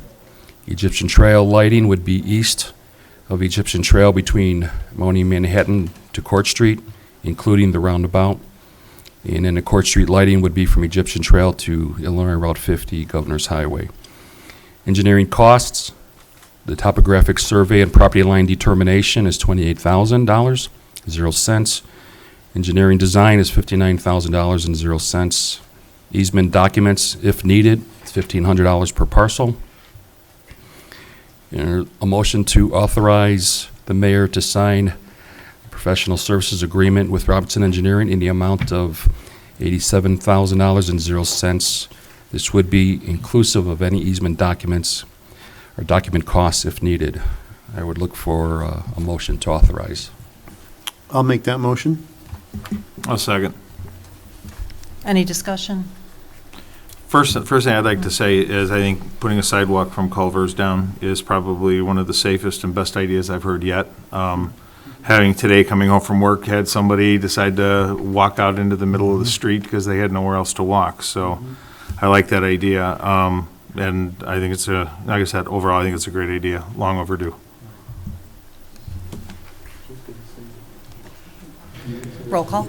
Do we know if this Sorry. construction for the sidewalks, that's going to be all off of the road? Is there going to be a lot of, do we know if there's going to be anything in the roadway and, how long this project would take? Or is it all going to be off of the road, in the grass, will they be needing anything on the road and shutting down the roads and such? Because we've already got a pretty good traffic problem there. I was just curious on that. It's going to be a busy road, to say the least. It would be done in the village's right-of-way on the south side of M&M, so Okay. all the staging would be off the road. We've got to keep the roadway open. I'm sure that was just a question that some might want to know about, so. Absolutely. Thank you. Roll call. And I'm sorry, just Oh, real sorry. quick, and the timetable on this, how soon are we? We're going to try to move as quickly as possible, but probably talking with engineers mid to late summer. So this season? This season, Okay. yes. Okay. Trustee Gonzalez, Yes. Trustee Horn, Yes. Trustee Henson, Yes. Trustee Udras. Yes. The resolution number. The resolution number for that MFT was 2022-1. Thank you. Thank you, Board. Next item under my report is the Monee Alliance of Churches Community Care Response Team. As the Board would recall, last meeting, Janet Blue provided an overview of the program and the need for the village's partnership. There's been much discussion before and since then with the police department, the trustees, and village staff. At this point, we would like to reduce it into writing and establish some guidelines and then present this to the board at the upcoming committee, the Finance Committee meeting next week, and also have the opportunity to speak with Monee Alliance of Churches and to speak to the pastors as well, and present this to them for their agreement. So at this time, I would look for a motion to table this agenda item until we have a final draft to present to the board. I'll make that motion. I'll second. Any discussion? Roll call, please. Trustee Hort, Yes. Trustee Henson, Yes. Trustee Udras, Yes. Trustee Gonzalez. Yes. Thank you, Board. Next item under my report is Crow Holdings. As the Board recalls, on March 9th, Crow Holdings and the representative Jack Rabin gave a presentation regarding their proposal to purchase Rainbow Farms, 28 acres on South Ridgeland Avenue. The proposal would be to construct a 320,000-foot spec building for warehouse distribution. They are requesting village tax incremental financing assistance by entering into a redevelopment agreement with the Village of Monee. We would look for a motion to approve myself and our village attorney to enter into discussions with Crow Holdings to negotiate a redevelopment agreement.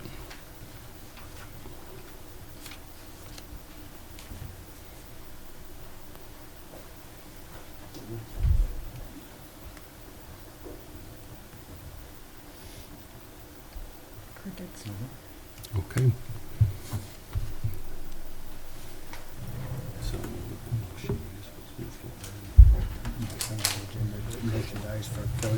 Okay.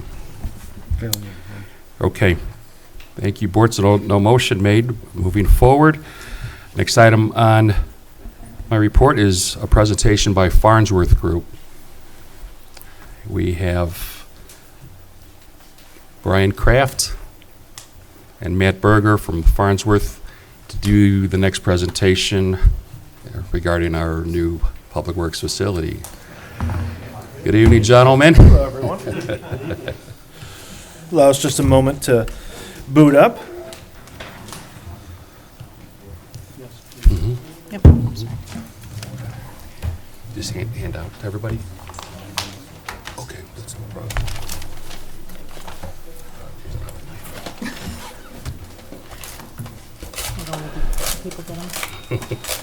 I think we're all set.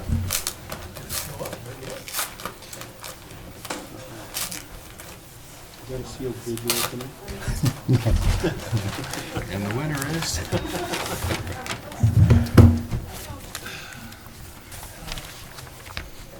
Oh, way down there. Fold it into an airplane.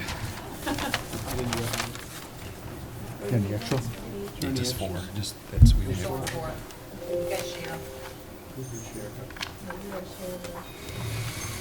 Gentlemen, it's all yours. Take it away. Okay, is everybody ready? Yeah. Okay. Need to take a break or anything? 5-minute break? We don't get those here. Board trustees, public, thank you very much. We are the Farnsworth Group. Good evening, and thanks for the opportunity for us to present our qualifications to the village. We're here to describe our company's approach, our staff experience, and why we feel we're the best fit for this project. Our firm overview and staffing for this project is as follows. My name is Brian Kraft. I'm a licensed architect. I've been with Farnsworth Group for over 15 years. I will serve as the architect and the project manager for this project.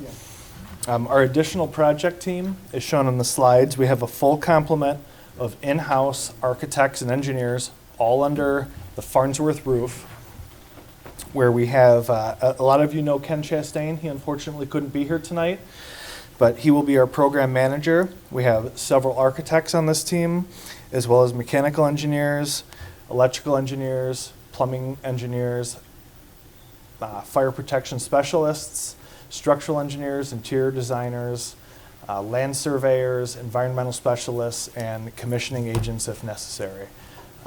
That's our full complement of our team. Again, I'm Brian, and the team that's presenting today is myself, Jerry Purdy, and Matt Berger. I'll give them a second to introduce themselves. Very good. Well, it's a pleasure to be here this evening. My name is Jerry Purdy. I, too, am a licensed architect. I bring a few more years of experience than these two gentlemen. I've been practicing for about 40 years. And I've had the good fortune over those years to be focused primarily in public facilities, whether it's fire stations or public safety facilities, public works facilities, and so forth. So I'll be lending my level of expertise to the two gentlemen to see the project move forward and become successful. So happy to be here. And I'm Matt Berger. I'm a licensed civil engineer out of the Tinley Park office with Farnsworth Group, and we'll be doing the site work for the facility. Very good. I also serve in capacity as a principal for the company, so I'll talk a little bit about the firm overview. Now, with Ken involved in our firm, I know that you know the Farnsworth name. You know the Farnsworth Group from the capacity that he has worked with you over the years. So I'm going to talk a little bit more on the architectural side, or the third dimension from the standpoint of buildings and so forth. So we are a full-service architectural firm, as Brian indicated. You'll see all the listing of the services there on the right side of the presentation. And really, with that full-service capabilities, that means we have a fairly large staff. We're a little over 500 people. And of course, that is divided up into a number of offices here in Illinois and across the Midwest, as well as California and Texas. We have actually in the local area, we have the Tinley Park office, and we have the Joliet office and so forth, and that's where these gentlemen would hail from, so they'll be close by, let's put it that way. We do a lot of municipal projects. I'll touch base briefly on a few of those projects as we move forward here. In those services on the right side, you'll see a wide variety of capabilities, but one that's interesting a lot of times on public work is grant applications and the financing side of it. So we feel that we can assist if there is that need to help down the road in terms of how the projects get financed. Our core values, I always mention that we really should talk about these first, but they are listed on the slide there as integrity, loyalty, fairness, and excellence. And we believe quite strongly about these items, and that really is, the majority of our work is repeat clientele. The only way we get that is to practice what we preach in terms of our ideals and so forth. So, and again, you've experienced that, I think, a little bit with Ken already, so I'm preaching to the choir from that standpoint. Relevant experience, since we're really kind of new to you tonight talking about buildings, there is a listing of quite a few of the municipal projects that we've worked on over the years. You'll see projects there that are very small and simple pre-engineered steel buildings to those that are very complex and multi-million-dollar projects. We just finished up a law enforcement center that's over $28 million. So it's kind of a whole spectrum of how and where we are exposed to the different project types. A couple that we will kind of focus on, they're more public works oriented, are the work we have done in Lockheed and in Waverly. Brian, you want to touch a couple of ongoing projects here? Sure, a couple of these great projects that I'm currently working on. One would be the CDB IDOT Stevenson Maintenance Facility. This is a great project. Again, we're working with the CDB and IDOT, so it's a very complicated project. It's multi-acre and consists of approximately 60,000 square feet of buildings. We are demoing a portion of their working building, renovating some of the existing, and giving them a new facility on the same site, all while keeping it operational at the same time. The Cchd Project, which is the Crawford County Highway Department, that's located in Robinson, Illinois. It's a project that's approximately 17,500 square feet, very similar project to what we're proposing to do here. As you can see, these are both in the design stage. That's why the renderings aren't too polished right now, but again, we're currently working on those right now. And the project, or the third project there, is the Camp Dodge Project S54, located in Johnston, Iowa. And it's a continuation of a relationship we've had for a good number of years, working for the Guard, whether it's in Iowa or Illinois. We've worked in both locations. I place this picture in here simply because it does have some of the elements that we'll want to talk about with you folks in terms of public works equipment and layouts and so forth. But this is just representative of ongoing relationships we've had with clientele in that capacity. The next slide really are projects that are now completed. The Waverly project up in the upper left is a project that's about 40,000 square feet. That building, as you see it there, has been completed for about 5 years. We are just doing a punch list then on our second phase of that project, and that piece is around 20,000 square feet. And so again, it's kind of a multiple phase project, and there's one third piece that will be done here in the near future. The upper right one is the Lockheed Public Works Facility, and that is about 62,000 square feet. We are breaking ground on the phase 2 of that project, which is a cold storage facility, and it's a little different nature than this particular building, but again, it's our ongoing relationship with the community. The one in the lower left is Marshalltown Public Works Facility, and that project is close to my heart because I remember doing the programming on that project. I literally had to open one truck door to go to the next, to get to the other side of the building because the old building was so small. So you go through the trucks to go from one side to the other side. I don't know that you're in that situation or not, but it was a lot of fun doing that one. And then the lower right one is a project here in Illinois that has been completed for a number of years as well. These images are just some representative projects here in Illinois, and the project up in the upper left I think is fun to talk about from the standpoint that architects got to try a few things. So the counter line that you see there for customer service desk and so forth that is actually comprised of old cast iron curbs, and they turn down to go down the face of the building, or the face of the counter. You'll see a manhole cover up in above the name of the project, and then of course the pavers are actually brick pavers out of the streets that are involved in the community. So we have to try some things like that to get the architectural design side of it going. The Tazewell one on the upper right is a project that's been completed for several years, but we are just received contract to commence with with the Justice Center for Tazewell County. I've been involved in programming that for the last couple weeks, and so again, it's a great opportunity to work in that community here as well. In the lower left is Normal. We have corporate headquarters in Bloomington, Normal, so we always like to remind ourselves that we do work there as well. So image of a building that we've completed there. And then the good old-fashioned salt building, or salt building that we know will be part of the conversation for your public works facility as well. Wide variety of those kind of structures can be completed. As you're talking to not only ourselves but other firms as well, as we wanted to kind of leave you with our project approach, how we would actually handle the design of your facility. And we like to keep it fairly simple from the standpoint of the process that we utilize. So you'll see these 4 simple diagrams or 4 simple bubbles up there.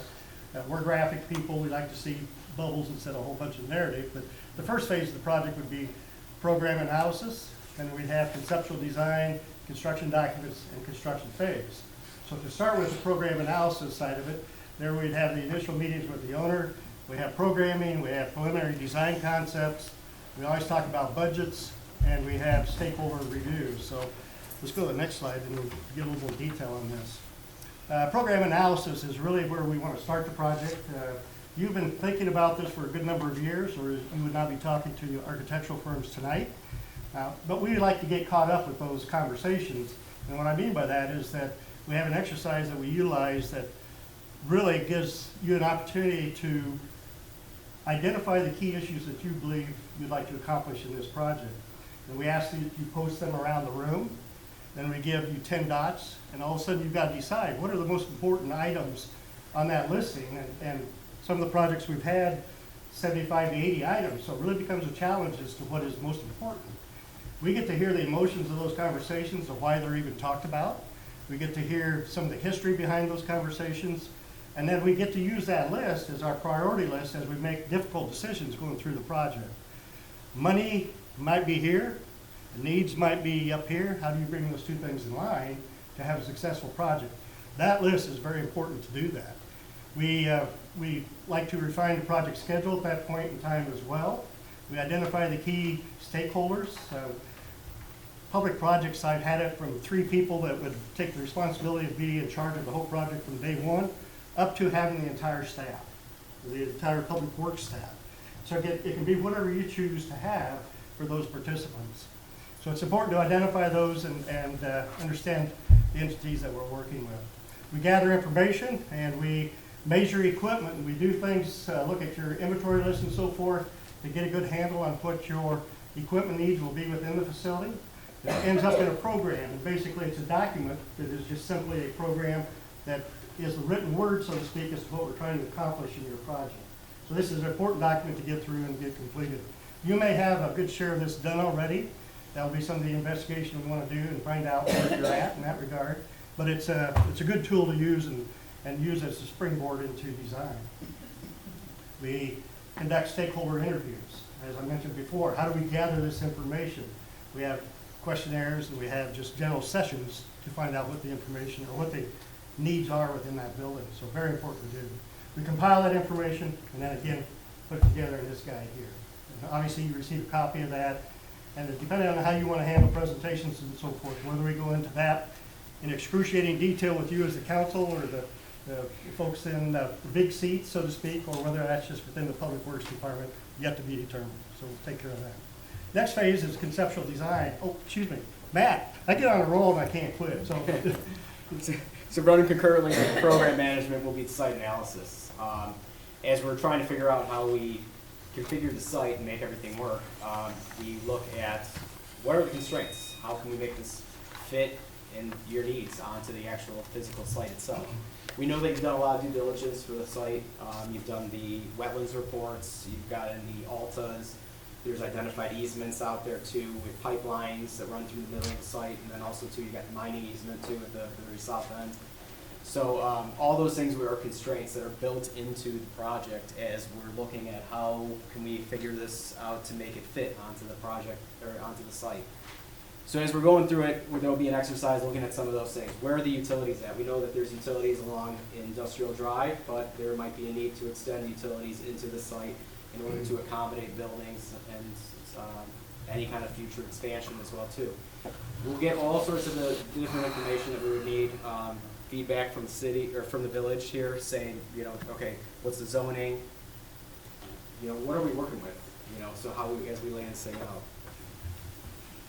So once we get all those constraints, working together with the village, what we'll do is we'll start putting together alternatives. Those will look at everything. It'll look at, fire suppression needs. Do we have adequate coverage? Turning templates. Can you maneuver the vehicles that Public Works needs? And also life safety too, in there too, because we have to make it, fit. How can we leverage the site also too with maybe adjacent developments? Can you tie those into others and maybe find a cost sharing where maybe they're sharing water main or sewer or something of that nature? Little things that maybe you can issue like recapture agreements and everything to try and help maybe combat some of the costs that are associated with such a large scale projects.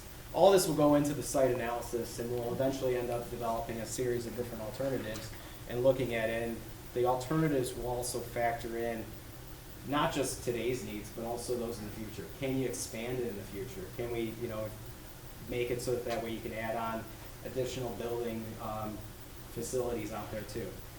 All that will get factored in and we'll generate a series as what you kind of see in the top right-hand corner for the site analysis. And this will run concurrently with the programming that is going on too for the actual buildings themselves.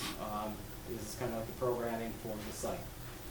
So with that, I'm going to pass it on back over. Very good. Well, conceptual design is the phase that actually is where the fun really starts, is that we actually get the paper and the pen out and start thinking about appropriate solutions. And as Matt indicated, there will be multiple solutions that we think about on how to resolve the issues that are identified. And in the next slide here, you'll see just a simple couple diagrams of public works facilities on the right side there. One is a T-shaped facility that is all single story. And the other one is more of a square shape, but it is multiple stories. Depending on your site situation and so forth, those will be part of the conversation as to which way might be the best way to go. And you'll see the color coding. The reason for that is that represents departments, whether it's sewer and water, or whether it's parks and rec, or whatever the case might be.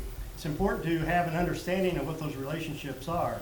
And there's certain, I know that sewer department prefers not to be adjacent to some other departments and vice versa. So we've learned over the years that these kind of diagrams are helpful to show and explain the process that we want to use to make sure we get them in the right spot. Now the other thing is when we have multiple solutions like this, we find that we also explore the elevations, so we start bringing up what's the thing going to look like, what's the third dimension of it. And then we really find that we borrow or take the best pieces out of each one of those and come back to the group again with another scenario and say, we heard you say this, this, and that. Here's what we feel it could be a solution to accomplish that. This project is your project. It's not some architect's firm that's come in and said, basically, here's your one idea, love it or leave it. That's not the way we practice. We want to make sure that you have the opportunity to weigh in on the solutions. While we're doing all this too, in this day and age, of course, we do want to keep in mind sustainability and energy efficiency and all those kind of things to make sure that we're making the right decisions as we think about energy use, efficiency, carbon footprint, all those kind of things as well. And then we always, maybe it's not the funnest part of this process, but it is a key part of the process, is to talk about cost. We always want to keep you appraised of where we think the project is heading in terms of what a budget's going to be. And it changes. There are times when you take 2 steps forward and maybe 1 back. But the point is that we're there for you for the long haul. We're the ones that may have to deliver that difficult decision. We're a little over budget. We need to think about something here to help us bring it back on. Go back to that priority list. And now you can start to see how we can bring those things together. We also then, we know the site is, I think, is kind of on the edge of the community, or at least it's a little bit out of some open areas. So maybe not as quite a big impact on what the architecture is, but we always want to see what that third dimension needs to be and make sure that it is compatible with the surrounding community. We know that the site on the adjacent to it has the old silos or has some tall structures or some things like that. I'm not suggesting we're going to do a duplication of that, but we just need to be aware of what's in the neighborhood. Other things that we think about is training for the staff and the employees. It's kind of a thing that's been approached a little more so in the last 5 years, really heightened with COVID in terms of training exercises and how we handle the equipment and so forth. We used to worry about making sure the equipment leaves the garage clean and nice and shiny, so we're proud of it. Now we worry more about what it's coming back to the shop and looks like because of what it may have been exposed to out in the field, whether that's chemical sprays or whether it's just a number of things. So it's kind of taken a different trend from that standpoint. This image shows the other things that are interesting from the standpoint of equipment. You know, you can see the exhaust hose there for the vehicle exhaust in an enclosed building. You'll see lifts, you'll see tool trays, tool devices around the space. We were talking a little earlier outside that, you know, we've done in-ground lifts or in-floor lifts that are large enough to handle the biggest fire truck you have and have that big enough capacity to handle that truck being full of water. So we're talking, if you needed a pretty massive lift, we've experienced that before. And I've got a great picture of that, but I didn't bring it tonight. That guy sitting up in the air is really quite impressive. But out of all of this, we always keep in mind that this is a collaborative process. We want to make sure that your voices are being heard and that your thoughts and desires are getting communicated to us and included in the project. Yes, you're paying a lot of money for architectural services, so we will definitely let you know, no, that's not a good idea or something like that, but it's still a two-way street here to handle how we provide your deliverables. And the next stage of the project approach is the construction documents phase, and that's really where the rubber meets the road. It's the nuts and the bolts of the project, and as we're detailing the elements of this project, we're making sure that we're adhering to the budget. We're making sure that we're in constant communication with the village, with the contractor, to make sure that all the needs are met. And our approach is going to include multiple design milestones where we are constantly in contact with you to make sure you are involved in every step of the way. It's a team process. We're not going to design this in isolation with us and the contractor. We want to make sure that the village understands everything that's going on, and it's a way to control costs, and it's also a great way to control schedule. And then during construction, you know, this is obviously, it's probably the most important phase. Once the design is done, the architect comes in and we're making sure that we're evaluating the process and the quality of the construction throughout the duration of the whole project. We're going to do regular site visits and report back to the owner with detailed reports and make sure that the key is to keep in contact with the team of the architect, the contractor, and the owner. So again, during the construction phase, really our goal during this is to observe, record, and advise. And we're making sure that there is an adherence to the schedule, adherence to the budget, and making sure that we're in constant communication with the contractor involved with our regular site visits. So to recap a bit, the team that we selected is specific to this project. We really want to make sure that our expertise can shine for this project alone. We're going to make sure that we're responsive, we have effective communication, and that the schedule is met and all our decisions are in a timely manner. We're going to make sure that our full-service in-house team is ready and capable to take on this project. And the last thing to discuss is delivery method options. While we are well-versed in any delivery method, we can do a design bid build, we can do a CM at risk, and there's benefits to both these solutions. Our personal opinion would be to bring in a construction manager at risk to begin.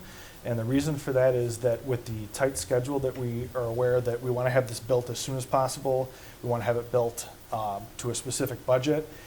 When we bring in a construction manager, that makes the architect and the contractor, the constructor, as a team. And we design it in, you know, we're working together throughout the whole design process. So it's a really great way to make sure that the budget is met, because at every design stage, we can get updated cost estimates from this construction manager, and to make sure that we're evaluating the schedule at every step of the way. So if there's any other questions, we thank you for your time.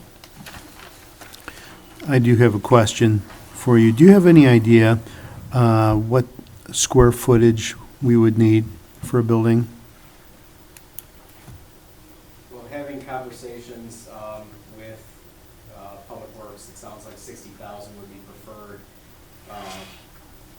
ideally, it sounded like. But, you know, that would have to be looked at probably. Your current square footage is 28,000 square feet. So you do need room a little bit more, and that includes the 2 facilities that you're currently operating with. But, you know, we'd have to also have an eye to the future too. I know that looking at projections here in Monee, you're projected to grow pretty substantially in the next 20 years. So the same with Will County too. So you've got to have an eye on the future for that too. So we're not just designing for now, it's also for the future. And it sounded like from conversations with Public Works, that might be the second goal. Or maybe we find out perhaps it's a little bit less. So. And that's a critical part of the programming stage, is we want to make sure that we have enough room for all your trucks. And for when your population increases, we have enough room for extra trucks if needed. And we design the site in such a way that you can expand. So we're not just going to, you know, plop a building down somewhere right in the middle. We're going to plan for expansion in the future. The building footprint weighs in on that a little bit too. Those simple diagrams, the upper one in a T, that's in a community that's growing very fast. So we did that configuration just simply so you can continue to go bays in 3 directions. The diagram in the lower portion of that page, given the internal circulation diagram it had and so forth, it'd be a little more challenging to add on because the spans are substantially longer and so forth. So there's things that we would really want to look at in those early conversations. Thank you. And can you tell me what your turnaround is on materials, specifically like fabricated steel? Well, we know that there's a there's the $1 million that's a tough question to answer because lead times change almost daily. I mean, we run into projects where we have contractors that are holding their prices for weeks at a time because of the availability of certain materials.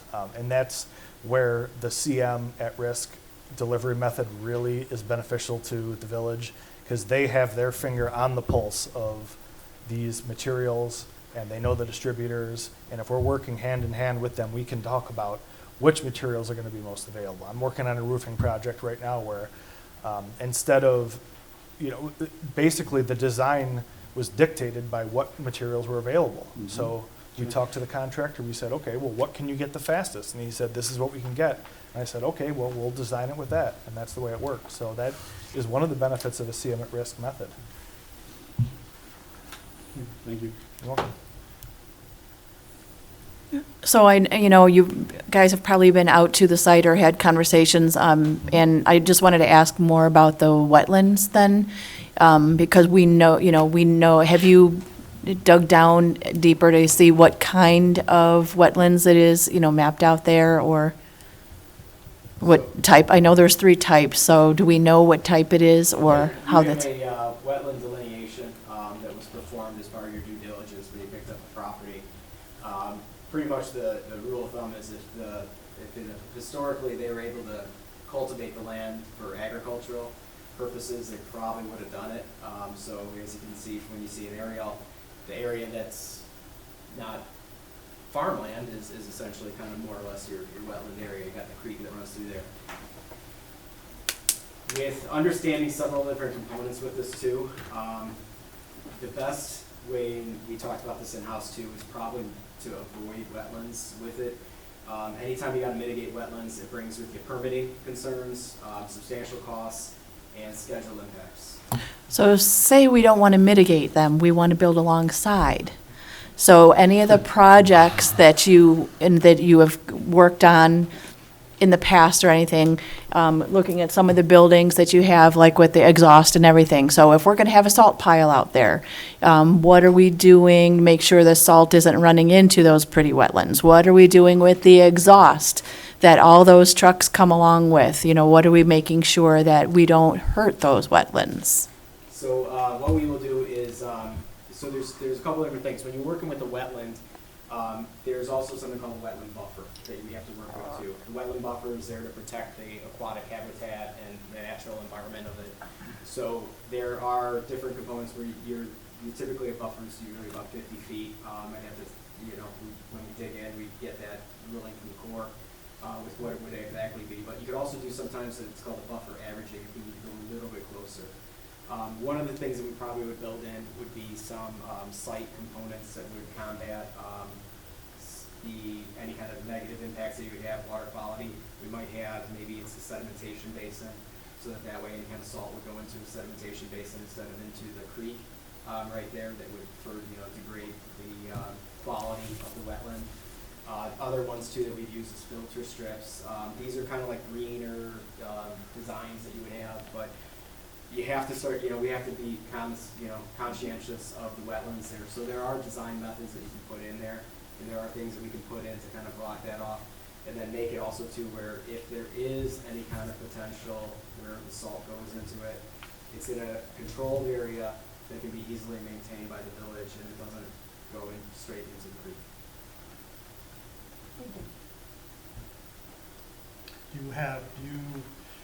One of the projects I showed you has a wetlands bank, and so they created some additional wetlands, and they utilize that. They actually then sell a voucher to developers in other areas that do not have enough site to do their own water retention or water mitigation. And I always thought that was an interesting possibility, but the county actually owns that and sells that to. So the reason why I asked is because when we built the new Monee Elementary School, Army Corps, that's exactly what happened, because they moved it out how many feet, because they didn't want to mitigate anything, but, had 2 counties and Army Corps that tried to get that in there. So where that one sits, I don't think that would be a possibility. Yeah, and that tends to be a very contentious conversation to have, because some get it and some don't. Some are willing to pay for that and some are not. So, it's really an interesting spot to be. That's where they're at. And when we were looking at it, we think that you still have about 10 acres, which would be more than enough approximately for the public works facility, and we feel that that's probably more than sufficient for the needs.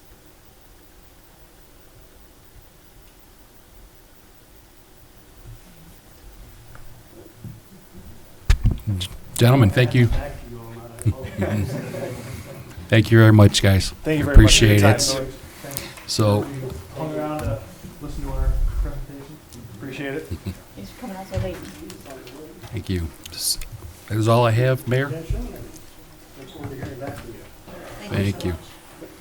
Thank you. The attorney, I don't know whether I want to give. No, I don't.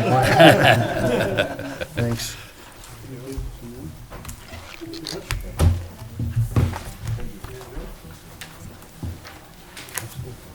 Sure. These are actually extras. Tomorrow, correct. Let me text Ron, just double check, but yeah, he told me this morning that it was. And that there shouldn't be a problem. Thank you. Thanks, man. I appreciate it.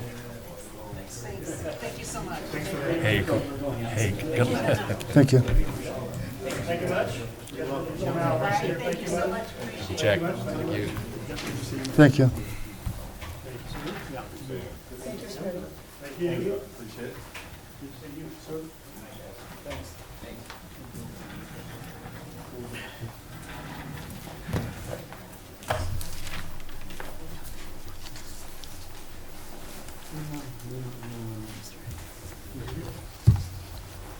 Okay, now moving on to the officials' reports. Public Works, Trustee Horn, please. Good evening, everyone. I'll try to make this as brief as possible, but I do have a couple things I want to go into a little bit.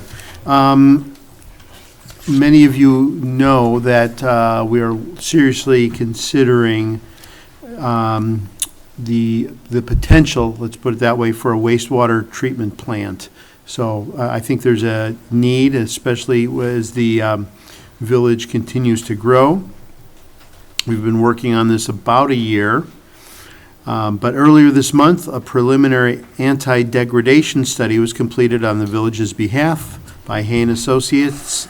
This study was to determine the feasibility of discharging the village's reclaimed water into Rock Creek, which is south of town. The report concluded that there was no impairments along Rock Creek that would prevent it from receiving the village's reclaimed water. The next step in the process recommended at this time was to contact the IEPA to discuss the village's options for construction of a wastewater treatment plant and subsequent discharge to Rock Creek, and to address any concerns that the IEPA may have. This meeting is expected to take place in April, which will include village staff and engineers. So we are continuing to move the ball down the field, as it were, with that. The other thing is a little bit sad, which is regarding our water tower number 1, which is right next to the, in the center of town, right next to the fire department. It was recently decommissioned. The elevated water storage tank, which was completed in 1960, for those trivia buffs, was scheduled for decommission and demolition later this year. A leak appeared on the underside of the tank, approximately 110 feet above the ground. It was determined that the cost and safety risk to repair the leak were too great, considering that the tank was already scheduled for demolition. The tank was subsequently drained and disconnected from the village's water system and will remain empty until demolition can be scheduled. So I hate to see that go down, but I don't know what you're supposed to do with an empty water tank. The reason we had this meeting this week rather than last week was because the Illinois Municipal League, or as we call it, IML, had a legislative day down in Springfield last Wednesday, and myself and Trustee Wilson went down for that, and the purpose of that is to meet our legislators.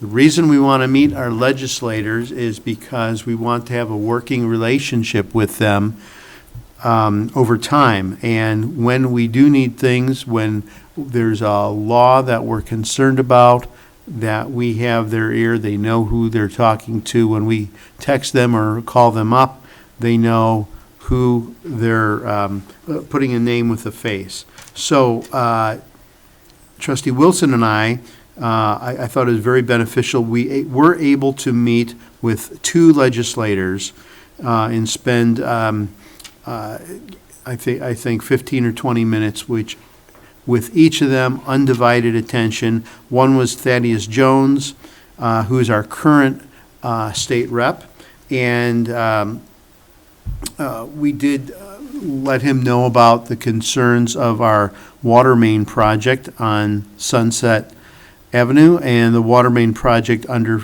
I-57, which needs grant funding, and he showed us a short list of funds that he controls, that he has earmarked about $700,000 for that project. Now, when that is going to be released, he could not tell us, which maybe speaks to the dysfunction in Springfield, I'm not sure, but he controls that. He has a bucket of money that he can dish out to different villages, and we certainly have his ear for that. Now, the other thing that's happening that many people don't know about is that the village of Monee is being redistricted. Did I say that right? We're going into the 79th district. So in November, I'm sorry, in the primary, which is in June, will be the first votes for that. And then in November, we'll vote for, who will be our legislators and our reps. So the current 79th district rep is Jackie Haas. She's from down in Bourbonnais, but that district will come all the way up here.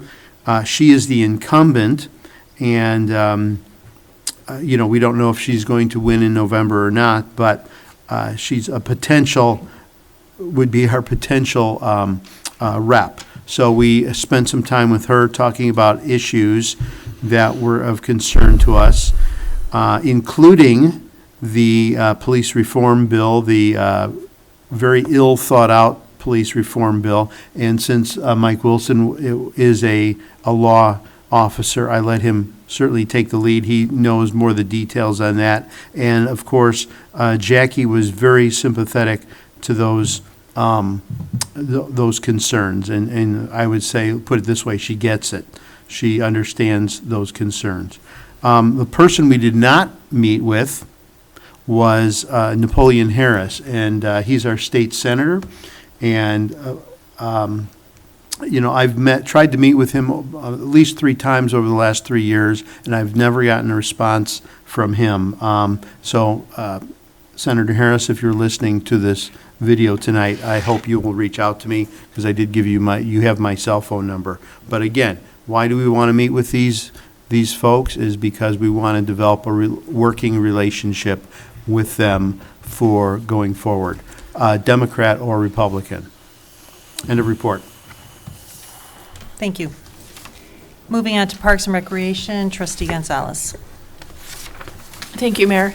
A few things tonight we're working on some spring events coming up. April 9th at Shoop's is the Pancake Breakfast with the Easter Bunny from 8 to 11 a.m. Tickets can be purchased at Shoop's in Monee for $8 per adult and $6 per child, 10 years and under. Included in that is a visit with the Easter Bunny, pancakes, a sausage, and a beverage. So a really good price for a full breakfast and pictures. April 16th is the Community Egg Hunt, sponsored by the Monee Alliance of Churches. Beginning at 9:30 is Pooch's Picks with the Bunny. Bring your canine to Fireman's Park for this photo opportunity. 10 leashed dogs for 10 to 10:30. Join us for free donuts and coffee before the egg hunt. That starts at 10:30. And all this will go on rain or shine, so bring your Easter baskets to pick up. And this year there will be 5,000 stuffed eggs at Fireman's Park. April 17th through April 23rd is Clean Up Your Community Week, and going with Earth Day, the Earth Day theme this week. We have a whole week of Earth Day. Pick up trash in your neighborhood, snap a picture of how much you've picked up, and email it to Diana at dkroll@villageofmonee.org. Whoever picks up the most trash will win a $100 gift certificate to a Monee restaurant of their choice. And just no edited or Photoshop photos are allowed. The other thing coming up, we're going to reestablish our Beautification Committee, and we will be meeting as a Beautification Committee on Wednesday, April 13th, here at Village Hall, 5:45, before the regularly scheduled board meeting. We are looking for those residents who would like to help and be on that committee as well. And 2 other things coming up really quickly. Monee Women's Club, our annual vendor fair and business showcase will be taking place on Saturday, April 30th. We're moving it to the spring this year just in time for shopping for Mother's Day. It'll be held this year at New Hope Christian Church at 4700 West Court Street from 9 a.m. to 1 p.m. We are still looking for vendors who would like to be a part of that, crafters, vendors, businesses and nonprofits and small businesses in town, all welcome. You can contact me if you would like to be a part of that. And the other thing that, watch the community page. The Monee Women's Club annual Spring Flower fundraiser is also starting. Those order forms will be out in the next couple days, and the flower pickup will be at the vendor fair at New Hope Christian Church on April 30th. End of report. Great, thank you, Heidi. I know Trustee Wilson is not present tonight, but under Economic Development, I did want to mention there are a couple of restaurants in town. Terrell's Eat the Bone hopefully will be open. He's really hoping by the end of the week. Nod to Trami is open again under new ownership. And Soul Gem is having their grand opening April 9th. They are located in the Old Cliff and Tommy's. So please remember to go out and support your local restaurants. Moving on to Building Services, Trustee Henson. Thank you, Mayor. There were permits valued for the month of February at $327,174. 20 homes scheduled resale inspections. We're getting positive feedback from the residents and contractors on our taking advantage of doing business with us with our online tools available on the website. We have created many PDF forms and such where you can get them and also submit the forms online. You can pay online and receive their approvals and permits via email. This process has added efficiency for us so that we can upload the forms directly and the software programs and to return and generate the appropriate forms for any specific project. Building Services Department located at 5500 Wilson is currently open for business. There's a big thank you going to the entire Public Works team. They interior painting and floors and replaced some doors. Also, they brought in the desks and cabinets and helped arrange it to where the workplace was easy flow and very good for there. They striped the parking lot, and also with the warm weather coming, there's a few exterior things that still need to be done, including building services sign that will be installed to inform every passerby of our new location. A big thanks goes out specifically to GTSAC, Mark Daniels, John Jones, and specifically DJ and Justin from DPW, whom installed and ran the cables for the internets and the phones so that we could operate without any issues. And thank you very much. Thank you to all the businesses that responded to the letters, reach out to schedule annual inspections. There's still a few remaining, and we hope that you would reach back out to us so we could get 100% on the business inspections. On a not so happy note, our code enforcement officer, Norman Flagg, has to give up his part-time position in our department to have more time with his family. However, he will be sticking around in the capacity of an EMA responder. We would like to thank him for his time and his effort serving as a code enforcement officer. And on that note, we have posted a part-time code enforcement position on the village's website. This position requires flexible hours, schedule, which may include evenings and weekend hours. Please visit the website for more instructions on submitting the application and resume. That's it. Awesome, thank you. Public Safety, Trustee Udris. Thank you, Mayor. Just a couple of things. If anybody hadn't seen on Facebook, I believe it was today, that there was a post. Believe it or not, it's coming into tornado season. So there was a nice post there talking about the difference between warnings and watches. Highly suggest that that if you haven't, in your household, have a conversation about severe weather, having a plan as to what to do and where to go. If you know that weather's coming, make sure your phones are charged. The other thing, too, is to remember is that the sirens in town are really designed so that if you're outside, that you can hear them. It's super important that you have an app on your phone that will alert you of severe weather coming into the area. And with that, our EMA group has recertified 8 weather spotters. For those that don't know, EMA does go out during severe weather year-round. They gather reports of information and they report it directly to the National Weather Service for what they see and what is actually happening, because radar doesn't always pick up everything that is going on in the area.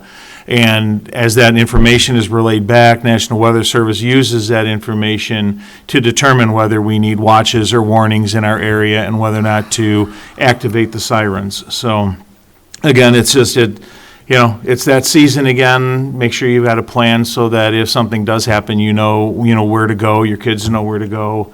You want to keep your pets safe. So, any questions, you can honestly, reach out to the police department, reach out to EMA, and they'd be glad to help you out with any information that you need for that.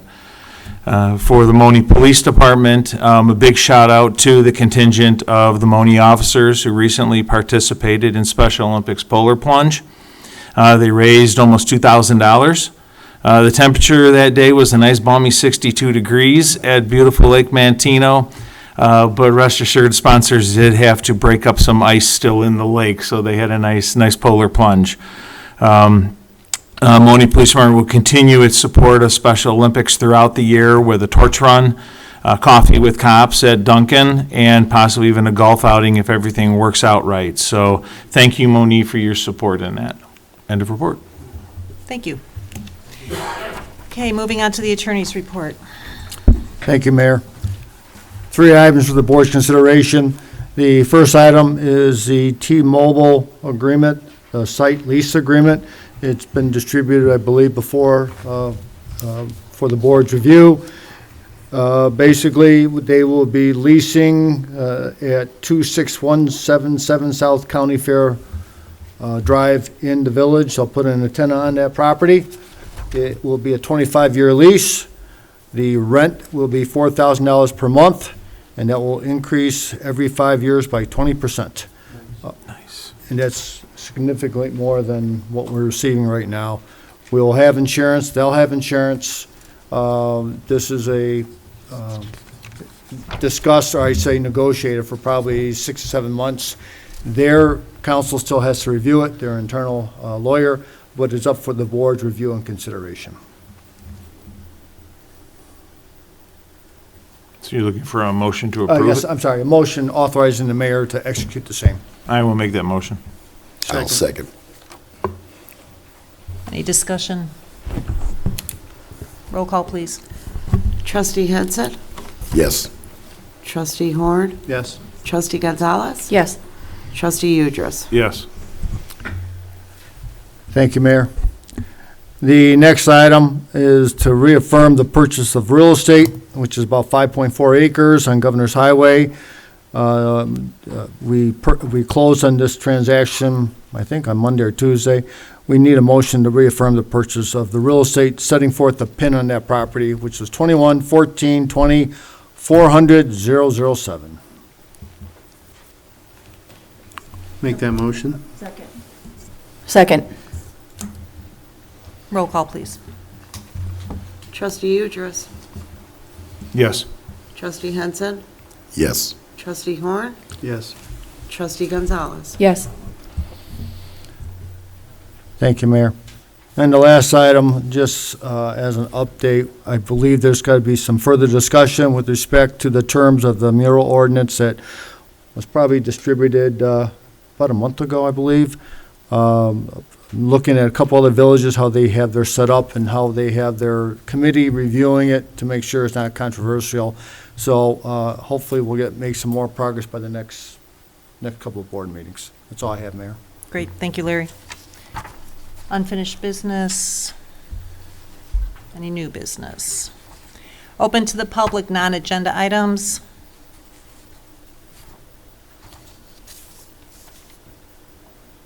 Okay. We're going to be moving into executive session to discuss item 1.5 ILCS 120/2C5, the purchase or lease of real property for the use of the public body, including meetings held for the purpose of discussing whether a particular parcel should be acquired. And then number 2.5 ILCS 120/2C1, appointment, employment, compensation, discipline, performance, or dismissal of a specific employee. May I please have a motion to adjourn to go into executive session? So moved. Second. Roll call, please. Trustee Gonzalez. Yes. Trustee Horn. Yes. Trustee Udras. Yes. Trustee Henson. Yes. Please, can I have a motion to reconvene? So moved. Oh, roll call, please. Trustee Udras. Yes. Trustee Gonzalez. Yes. Trustee Horn. Yes. Trustee Henson. Yes. 9:29. Action to be taken following executive session. Possible action to be taken, approval to negotiate proposed property purchase, PIN numbers 21-14-28-100-002, and PIN number 21-14-28-100-023. I would like, please, a motion for our attorney to draft a letter of intent contingent upon appraisal. Make that motion. Second. Discussion? Roll call, please. Trustee Henson. Yes. Trustee Horn. Yes. Trustee Gonzalez. Yes. Trustee Udris. Yes.